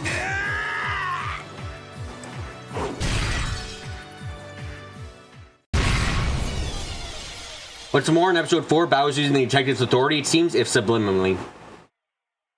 The noise was raining out across the cathedral, the sound of Delnor's longsword clattering to the floor. Simply letting go of that was the same as resigning to the proud Delnor.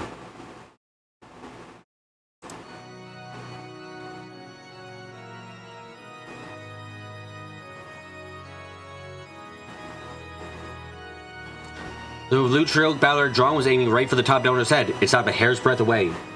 Couldn't open the well because it wasn't able to be opened. Likewise, couldn't find any hidden doors in the dining room. Yep, which also confirms something that we suspected about that well. That it wasn't actually a hidden passageway.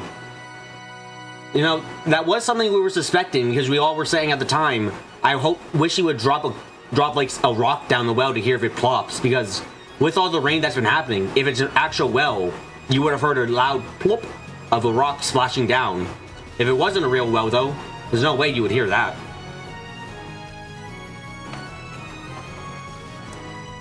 If it hadn't, Delnor would probably have been annihilated without leaving a single scrap of flesh behind.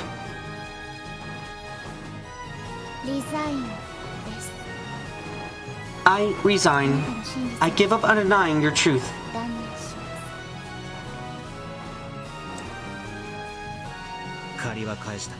I pay my debt. My respect goes to your father. Dialogue was neither arrogant nor judgmental. Respect to my father? Eleanor sat down on the floor, completely abandoned her will to fight. Oh, what are you doing, Eleanor? Shameful, pathetic. You stupid half-wit murder doll. She is not a murder doll. She's Eleanor A. Knox. And she fucking cares about the story, unlike you. You've tainted the honor of your own father. Shame on you. You still want to go with yourself a mystery's wetness? To surrendering to magic? The history of the mystery godfather forbids it. お前こそ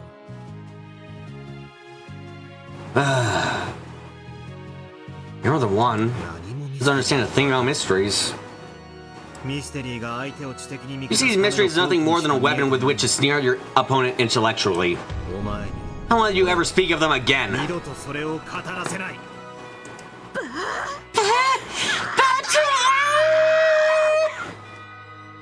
お前に I present truth that conflicts with yours. Anachi was threatened by a phone call over the internal line made by the man from 19 years ago. Me! His goal was to make Anachi look like the murderer. From the beginning, this has all been a trauma, revenge, intent on framing Anachi. That's wrong. Trying to revenge against your family. Planned by Nazi. Your theory outright opposes mine. Can you not pull out the blue sphere that's shining through you?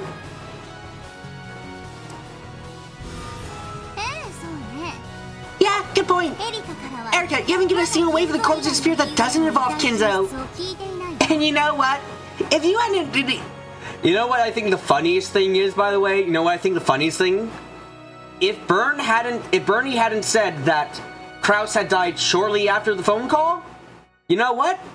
You could have used Krauss there.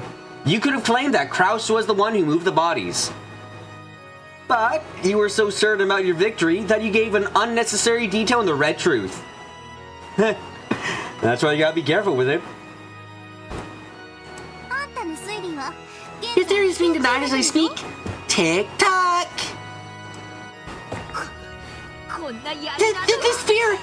This sphere is just... You're paperweights! Get out of my way! The deeply piercing blue sphere and the 7 red stakes tormented her theory. They won't come out. They won't come out! I acknowledge the mistakes in Erica's reasoning, the need for revision. What the... my master? Watching Erica's face contort with pain as she shrugged to escape from the spear, Burn Castello declared this was a disgusted expression. According to the purposes, it was as if Burn Castello had acknowledged Erica's defeat herself. With eyes of shock and despair, Erica looked up at the master who no longer had any confidence in her victory. I don't give a damn about your pride. How long do you intend to shame yourself like that? You, my double, who's been granted the same blue hair as me. How long do you intend to hang there, pierced like that? Do I really have to descend myself?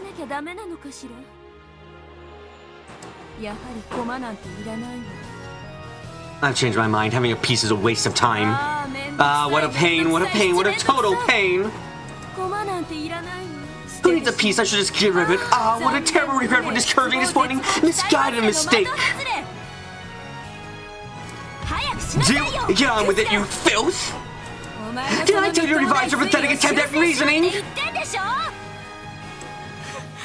Yes, my master!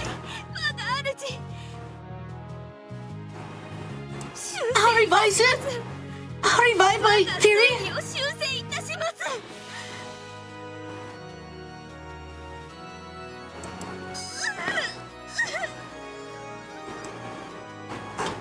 As Erica's face twisted in humiliation and tears streamed from her eyes, she withdrew and revised her own theory in accordance with Master's orders. Mumbling quietly, she made various revisions with the blue truth, had the knowledge of Atlanta Delta, and finally had the blue sphere smashed and was freed. Though that blue truth did indeed explain how the bodies had disappeared, it was very shabby reasoning that reeked of desperation. Master, I've taken it out. My theory is perfect. Are you kidding me?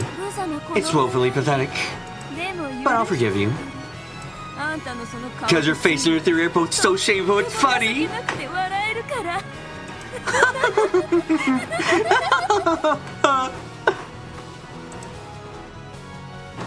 Erica was taunted by a master who wore an ugly expression. She thrashed on the floor, crying bitter tears. The wound down her set out before her as though shielding her, and she spoke to bring Cassell as well as Balor. Yeah, Erica totally just had a small bombs moment. I totally believe it. Regardless how shabby it might be, Lady Erica's revised truth is valid. Yeah, that's right. Regardless of my truth, yours can exist at the same time. That's what this world is like.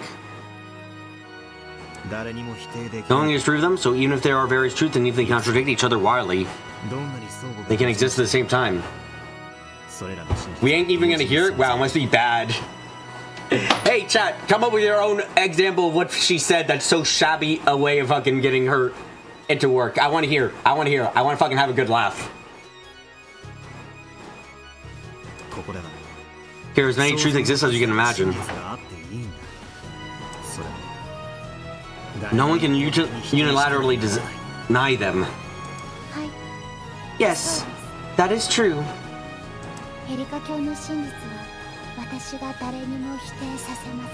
I will not allow anyone to deny Lady Erica's truth. Eleanor! As long as I am here, I will protect that truth. No matter how shabby it might be, I will not laugh at that truth.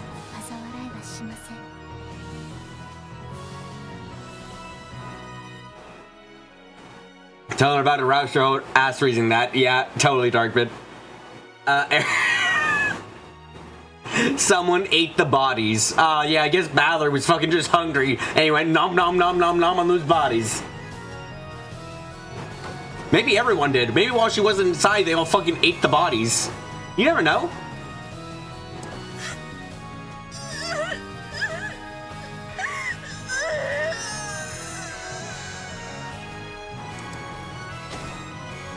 The words down her, whom Erica had previously looked down upon, let Erica once again thrash about on the floor sobbing. And, because no unique truth exists, everything is covered in darkness. Therefore, although both my theory and Erica's are impossible to deny, neither is the single truth.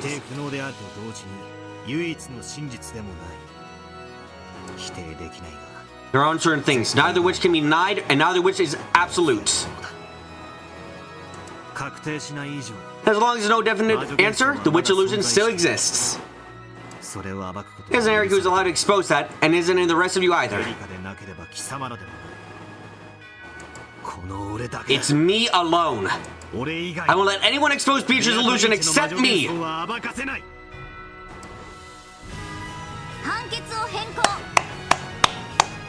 The verdict is revised. Here's the truth presented by Umineko Balor. Erica's truth is no longer unique. However, Erica's truth is impossible to disprove. Therefore, both of their truths exist together. The conclusion of this game is rescinded. The game goes back to being even, and I transition Game Master myself to the Golden Sorcerer Umineko Balor.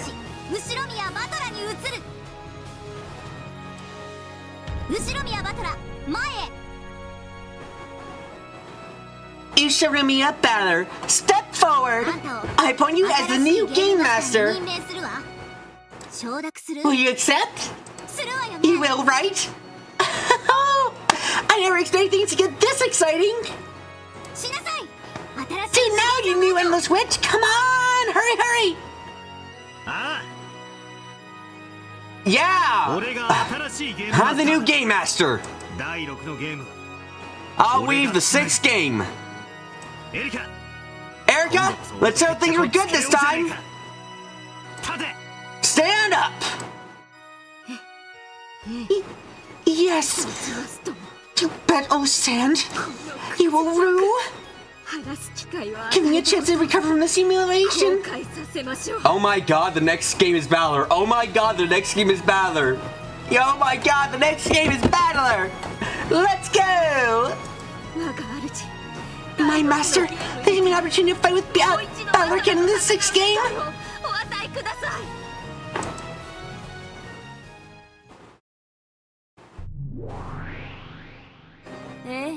Sure. Of course I'll give you a chance. Whoa, incredible! For you to give someone a chance. Isn't this a miracle? What's a miracle, Perkasel? Erica, you miraculously managed to escape with your life. In the 6th game, Balor's game, you had better expose the truth no matter what. Unless you want to be tossed aside in the darkness of oblivion.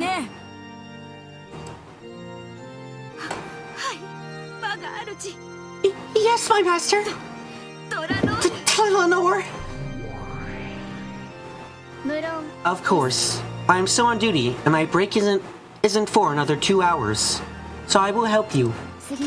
I will give it my all in the next game as well.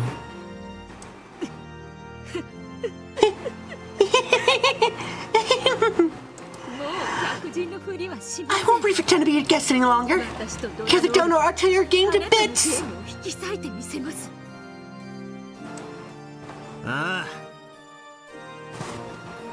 Sure. I'll invite you to my 6th game. 俺の第6のゲームにな。悪いが。 Sorry about that, viewers. タイトルはお前の Shake Me Della isn't cutting it. ではなくなるぜ。 It's your game. You can decide the name yourself. Just bring it on. I, Furuta Erica, am a detective before I am a witch. I acknowledge you as the new game master of this game, and I declare war. I swear, I'll expose everything you try to hide. I'll kill you! Golden sorcerer, you should me a battler! Hey, I remember saying those exact same words to Beatrice. So that's how it feels, huh?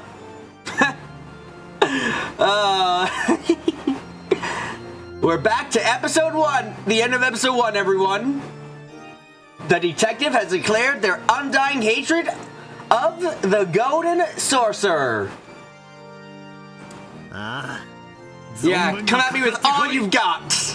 Furuta Erica!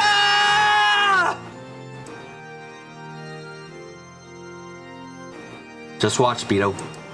I'll take charge of your game. In this next game, I'll prove that I completely understand all of your riddles.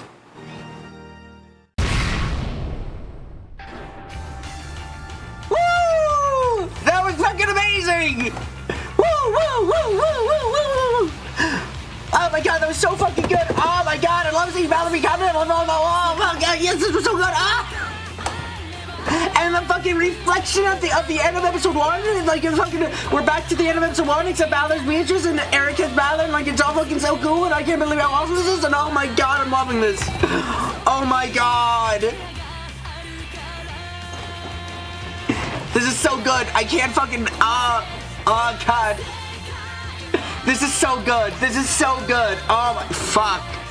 Oh, the little subtleties with the writing and everything else. The fucking fact that even that all of us together managed to like put together basically that what Balor was saying, like thanks to all of our efforts, like oh, so satisfying and like oh my god.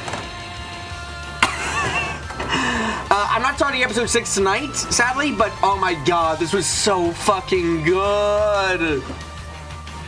There's no way I'm not gonna start episode 6 tonight, but I will look through some of the materials we got.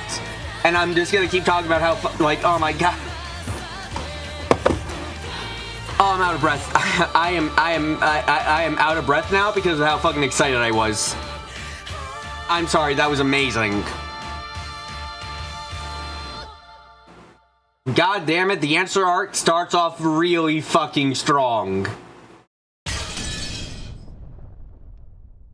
This is like this is compared to the start of the questions arc. This is fucking incredible.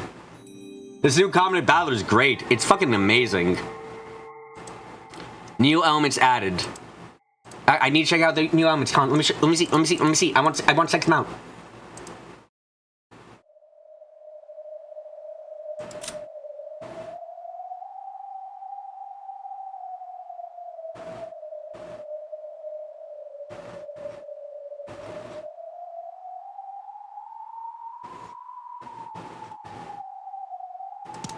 End of the Golden Witch, indeed. Yeah, we gotta check out the new character stuff. So have any of your general theories that changed in any way or become more specific?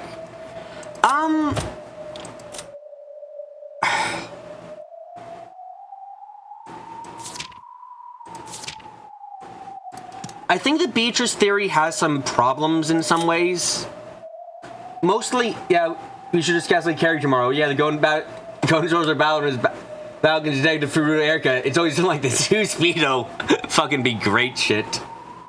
I do have to wonder, like, I still don't know. So something that's still bothering me is, of course,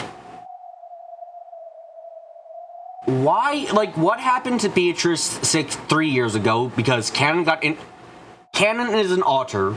Canon was introduced 3 years ago. What happened 3 years ago?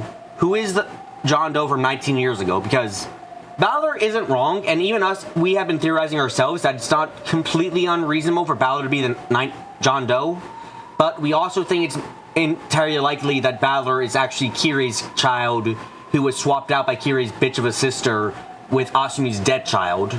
So, like, we have a couple things going on where it's like, maybe, possibly, not entirely certain, though. May you look back on the sojourn here? I hope you're aiding in retelling events. God, pretend. Oh, can I kill her? Oh, I can't kill her. You still have questions about episode 5? It's a prank. Why the actual murder? That is admittedly a very good point, because there are two things interesting here. The very interesting thing we have about episode 5 is, let's assume the following. Let's assume that Jessica, George, Maria, and Rosa, and Genji were all alive at the time of their apparent deaths. Kraus, though, was declared to have died shortly after the phone call. Now that's interesting, because Kraus is then the most likely person to have from that we can actually determine that Kraus seemingly was dead before midnight of the second day.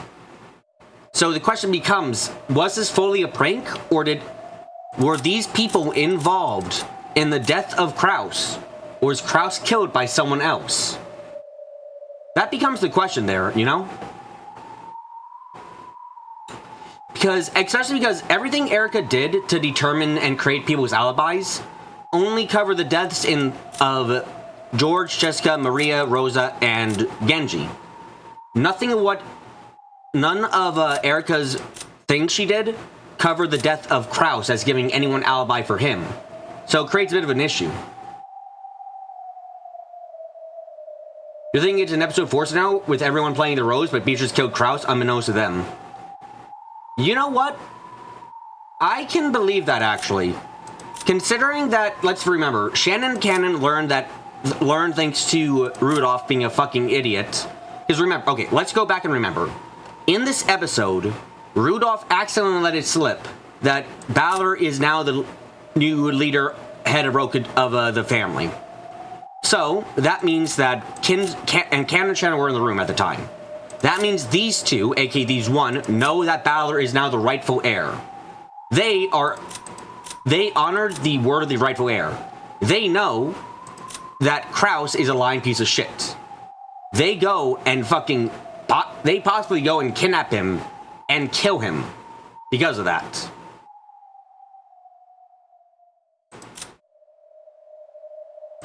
Can I kill other people?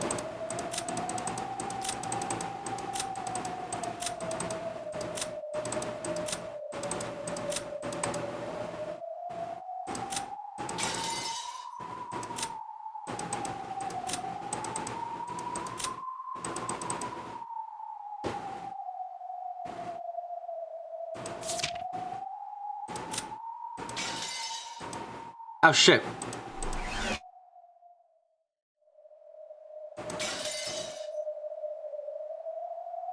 I think it's the opposite, actually. The murders in episode 3 only happened because the goat wasn't revealed. It was, the murderers should have stopped. That's not wrong, but I'm thinking Kraus was killed solely because he didn't accept. So, to be more specific, Darkbit, I think Kraus was killed by Canon/Shannon because he refused to accept Balor as the new head of the family. It wasn't the fact, like, if Kraus and Natsu had immediately accepted Balor as the new head and didn't argue about it at all, I'm almost certain that they would have lived, or Kraus would be alive. But because Kraus argued, no, it doesn't matter, even though the gold was found, someone refused to play by the rules, and so he died. That's what I think might have happened there. The Beatrice on the highest plane, the one who created this world, entrusted everything to Balor during the 4th game and gave up her position of Game Master. She has lost not only the will to fight, but even the will to express herself, and is no more than a doll now. Yet Balor is unreliable from the start of the episode. Did he actually solve the epitaph? Yes, actually. We know he solved the epitaph because, yeah, exactly what Darkbeard said. Because Eriko is there. We know that he had to solve the epitaph because Eriko is there.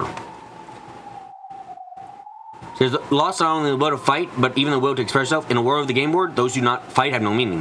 Her existence is gradually losing its value, will probably break down and disappear before too long.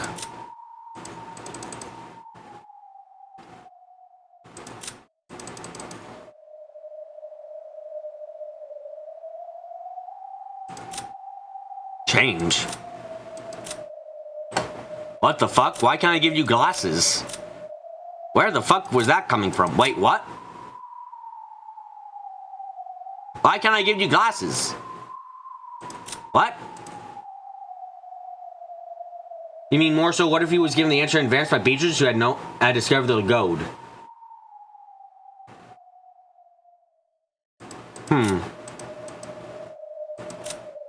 Well, because glasses are good, Civ? Of course you say that.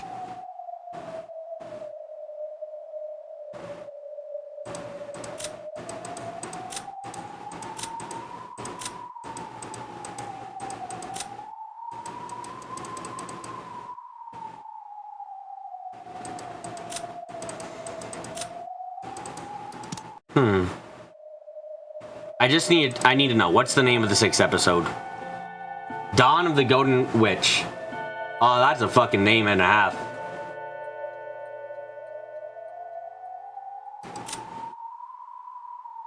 Do I have any nice things in the picture box? Hey, I got my old shit back again.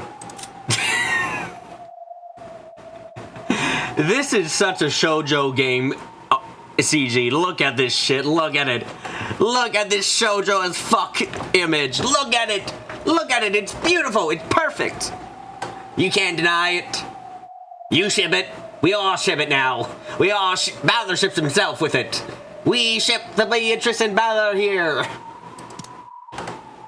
Fucking great.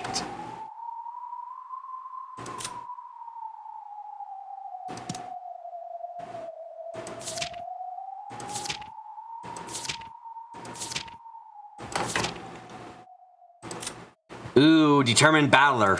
Balor has fangs. Just noticed.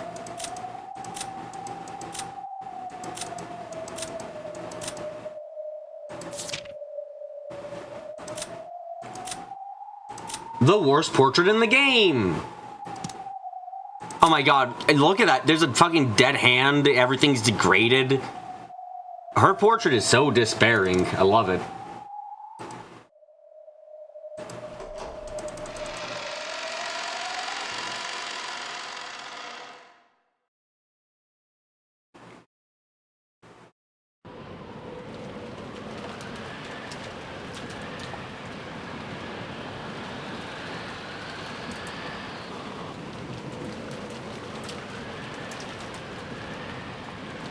Is this Erica?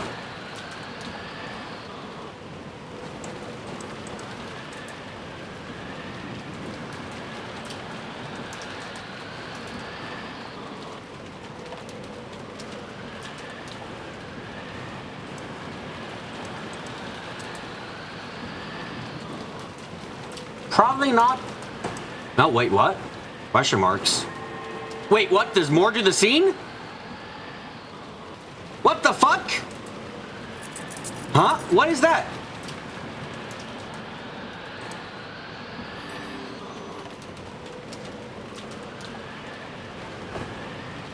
What? What? High explosive arm-piercing golden bullets? What? The flavor-phase sides are effective for making peppered rabbit. Use the choice intelligently when you need. You can think of it used for these. Kind of dance a rondo with some bunny girls. What?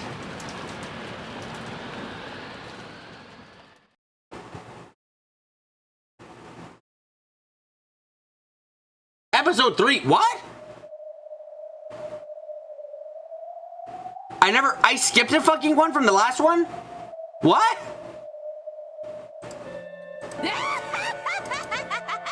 What?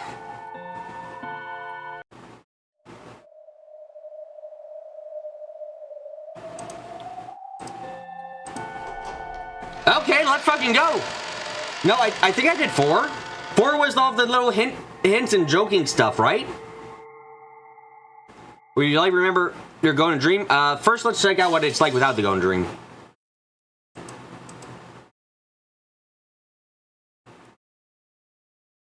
I accidentally skipped 3. Okay.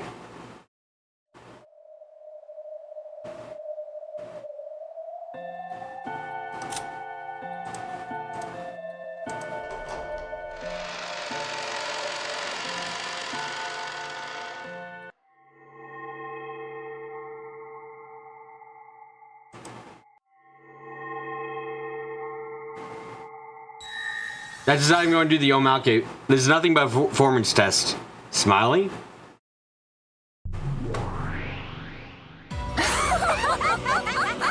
Hello, guys. What are you laughing about?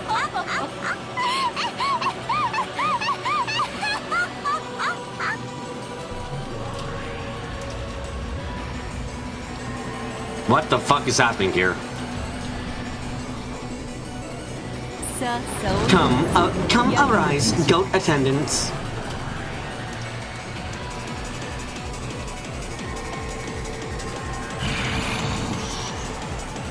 The fuck am I seeing here? Choose your character. They're all... I chose Rosa. Whoops! I chose the worst character. I'll show you what a golden dream looks like! Level 1. Oh shit, okay. Oh fuck, I've never done these things before.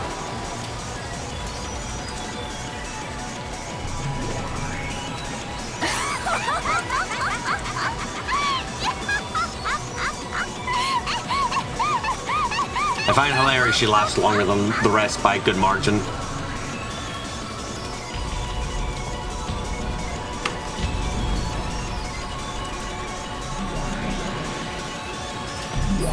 Come arise, 7 states of purgatory. Oh shit. Oh shit. Level 2. Lock and loaded.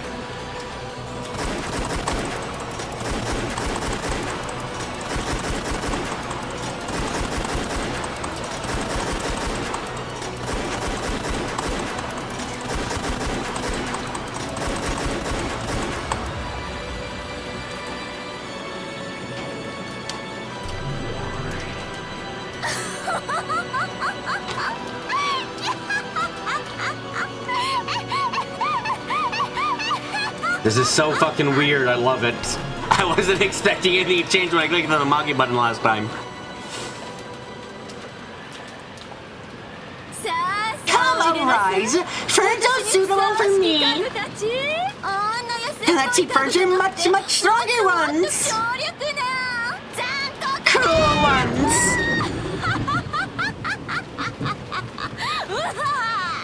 Come on, Evadris, let's go. Just a 410, right here. Just a 45, right here. Our next reload, golden bullets. Okay.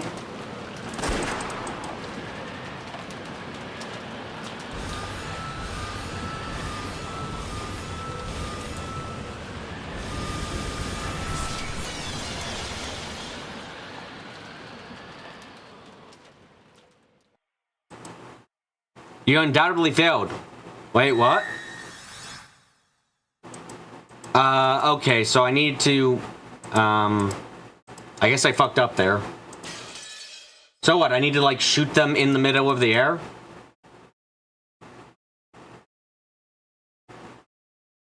Okay, I fucked up there, I think.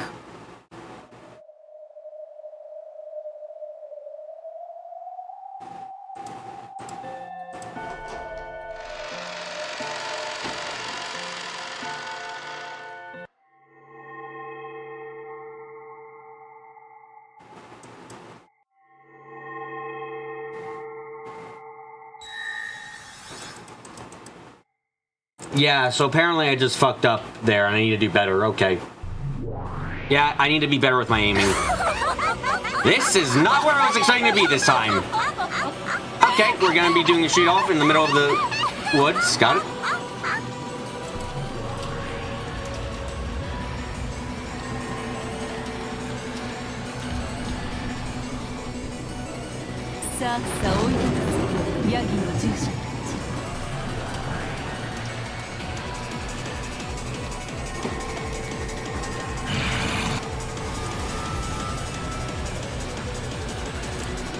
Take the badass, let's go.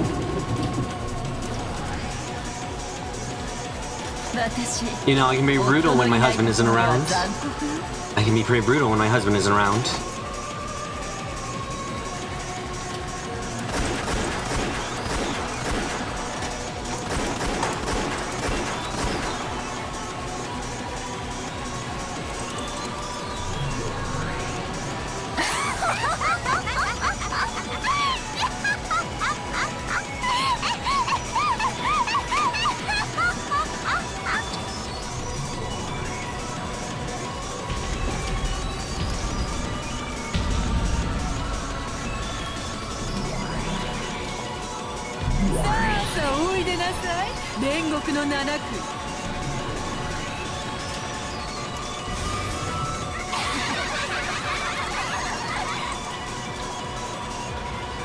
Level 2, let's go.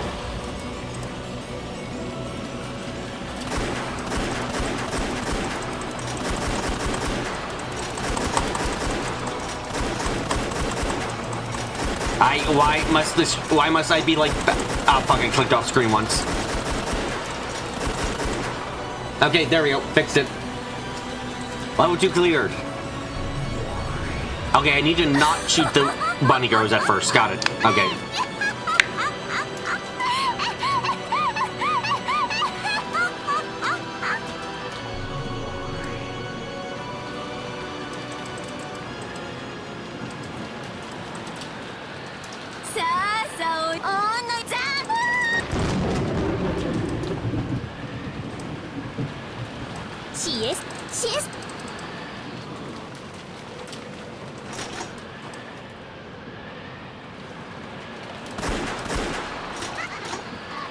Golden bullets, magic to destroy magic. There we go.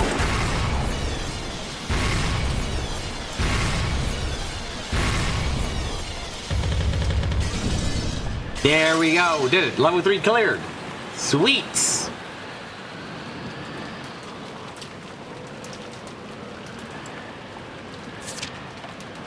Congratulations. It's been quite some time, but you made it here. However, the Golden Witch gifted you with the keys to Lord Ghostman's archives. For you, it's been a place of rest and long-forgotten memories. Go, reaching the end of the game. What do you mean? Wait, what did I just unlock? Did I unlock anything just now?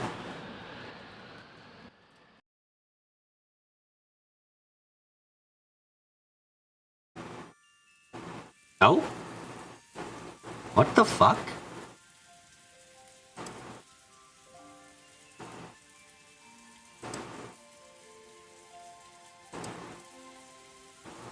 What? I wonder when the storm will be over. Second floor is unavailable. What the fuck?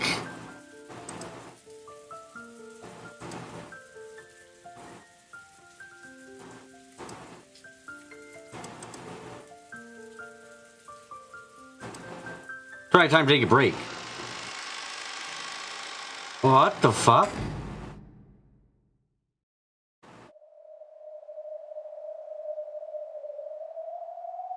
What?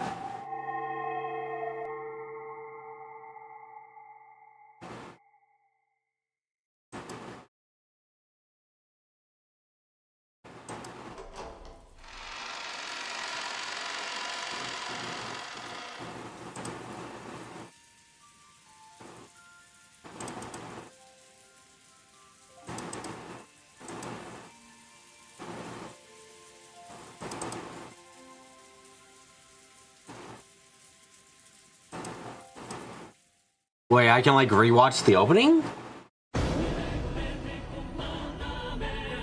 Wait, what the fuck?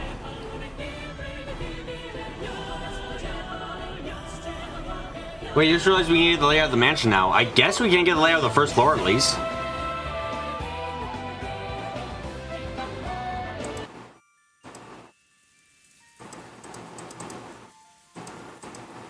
Wait, I got that for clicking on the...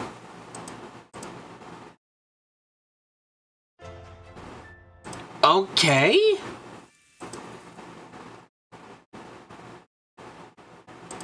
Okay, so hold on. I got...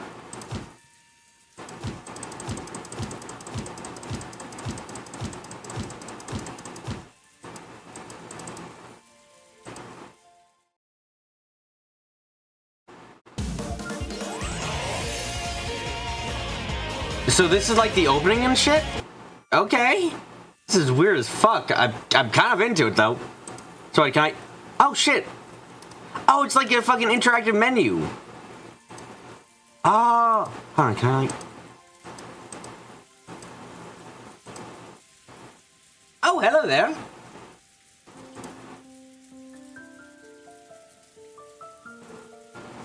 I can't use the windows. I'm not baseling Kinzer or Balor. It's probably better to leave them be. Aw, they get to have their nice life together.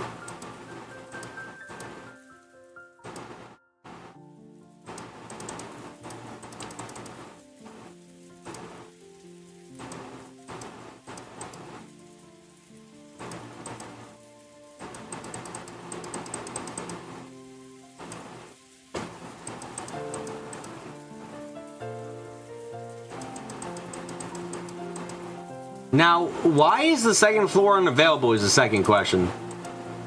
Is that everything I can get? Oh! I accidentally found my way over here. Okay. Ooh. Hey, we have the actual epitaph written down. Oh, that's cool.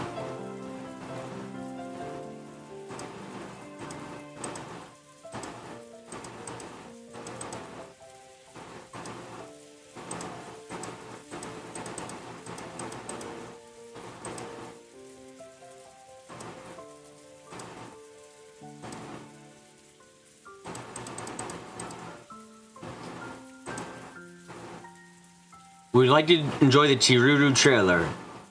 Nah, no thanks. But thanks for the offer. Ooh, what about this one? Oh?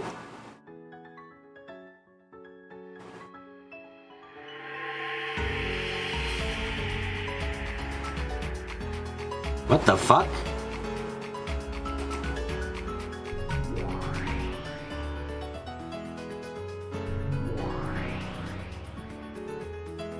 Yeah, murder really happened. He goes, it is in a locked room. Hey, isn't this what Balor was seeing before?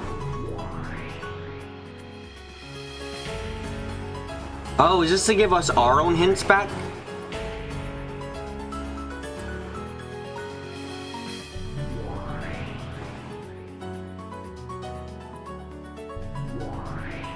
Is he trying to be some goddamn knight? Ah, I see. There's not one after another. Originally guided Dante in Mount Purgatory and led him to Beatrice. Therefore, the innermost lady not be bottom, but the top internal lady. Going for there for Dante the whole time.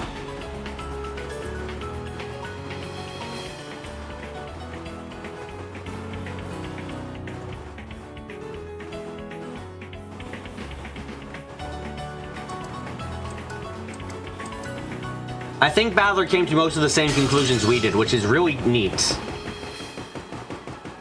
So, I think the only thing I don't know still is the entire why. Like, Balor figured out the entire truth, but there is just enough that I'm not entirely certain about.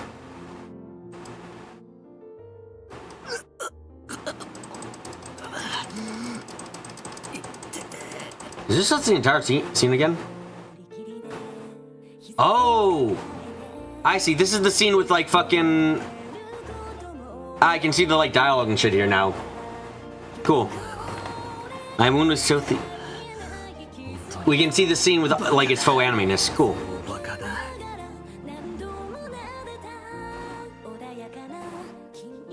The whole time, Beto had been snuggling against him, sleeping. When he held her, he found that it was not Beto but her crumbling remains. I'm gonna have to record this line for part 2 of the chapter, aren't I? Come back here, play this part again, read it all out in the voices in real time, possibly even, which would suck, but you know.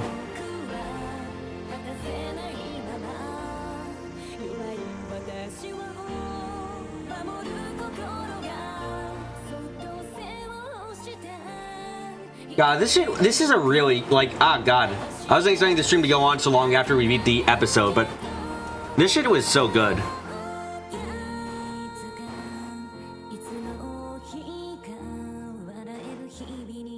ベアと、お前、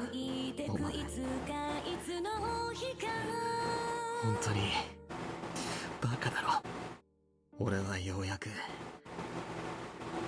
お前の出題したこのふざけた謎の真相に。 Man, I can't believe how excited I am for tomorrow already. Like, I already want to go through everything. I want to go ahead and play the entire game right now. Isn't that crazy? なのに、なんでお前がそれを待てずに。 Allow me the freedom to feel sadness just for now. Lead into these days is broken, and I will bring an end to them. 真実に至ってくれるってなら、どうしてそれを俺と一緒に信じて待てなかったんだよ。永遠の拷問をし。 Hey, you see these fucking lyrics? I promise to I will go down believing the promise true. And I have had her heart held in 2 cupped hands. This is totally talking about Beatrice's perspective there. 俺に訴え続け、そして俺はようやく言われ There's some mysteries that you really want to figure out from the previous games. Same. お前はもう Like how Shannon died in episode 2 and 4. 手遅れになっちまった。 The room death is very interesting because remember we got red truth that the death of Goda, George, and Shannon inside the room was a true locked room, which means someone in there had to kill everyone, which questions about how the fuck did everyone die. And even Balor inspected Shannon's corpse and confirmed it was a corpse, which makes it very strange. お前の謎はさ、ひねりすぎなんだよ。どうしてもっと簡単に言えねえんだよ。バカ野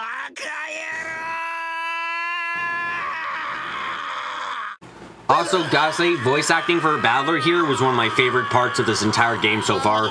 No lie. Every time Balor gets like this, I fucking love voicing him.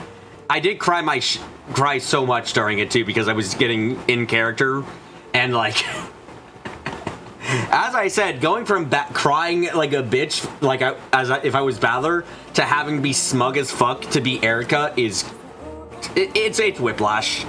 It's very whiplashy. いや、わかるぜ。それほどのわずかな奇跡の中に、お前は祈ったんだよな。お前もじいさまと同じだったんだ。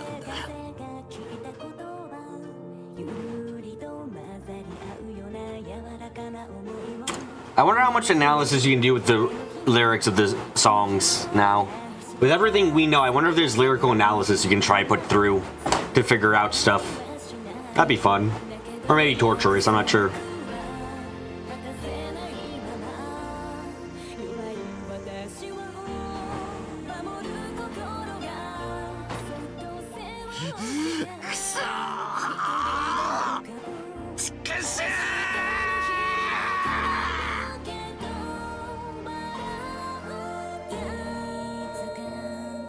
Man, so Shannon/Canon is Beatrice. I'm like, if either one of those two don't... You could do for every lyrical song in this game, to be honest. Not surprising, but also kind of painful.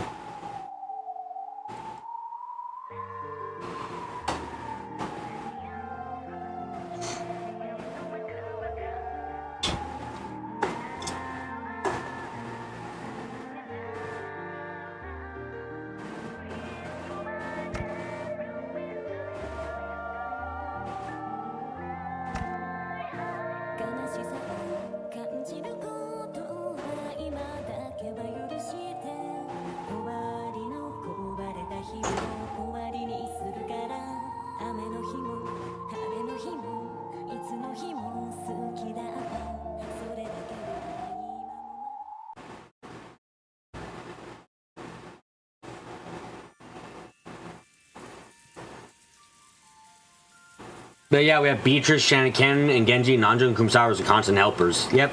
Makes a lot of impossible, seemingly impossible things originally incredibly plausible.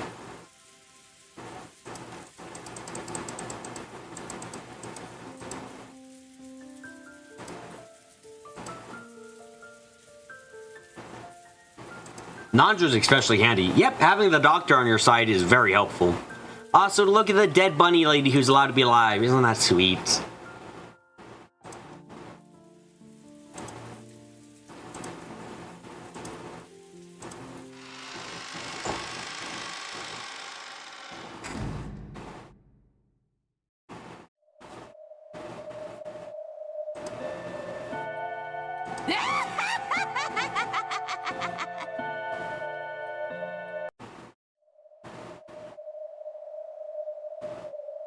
I wonder. Nah, I get taken over to the place now. Okay, I see how it is.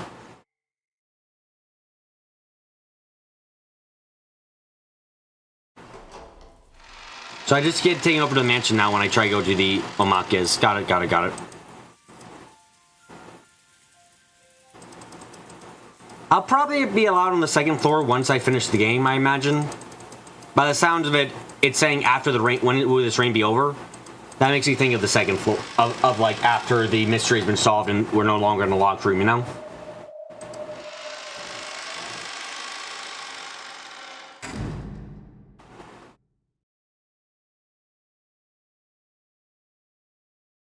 Okay, okay. Thank you all for coming to this incredible stream. This is incredible. Game good. Game good. Umineko good. How did they fuck up the anime? I am desperately curious now how they fuck up the anime.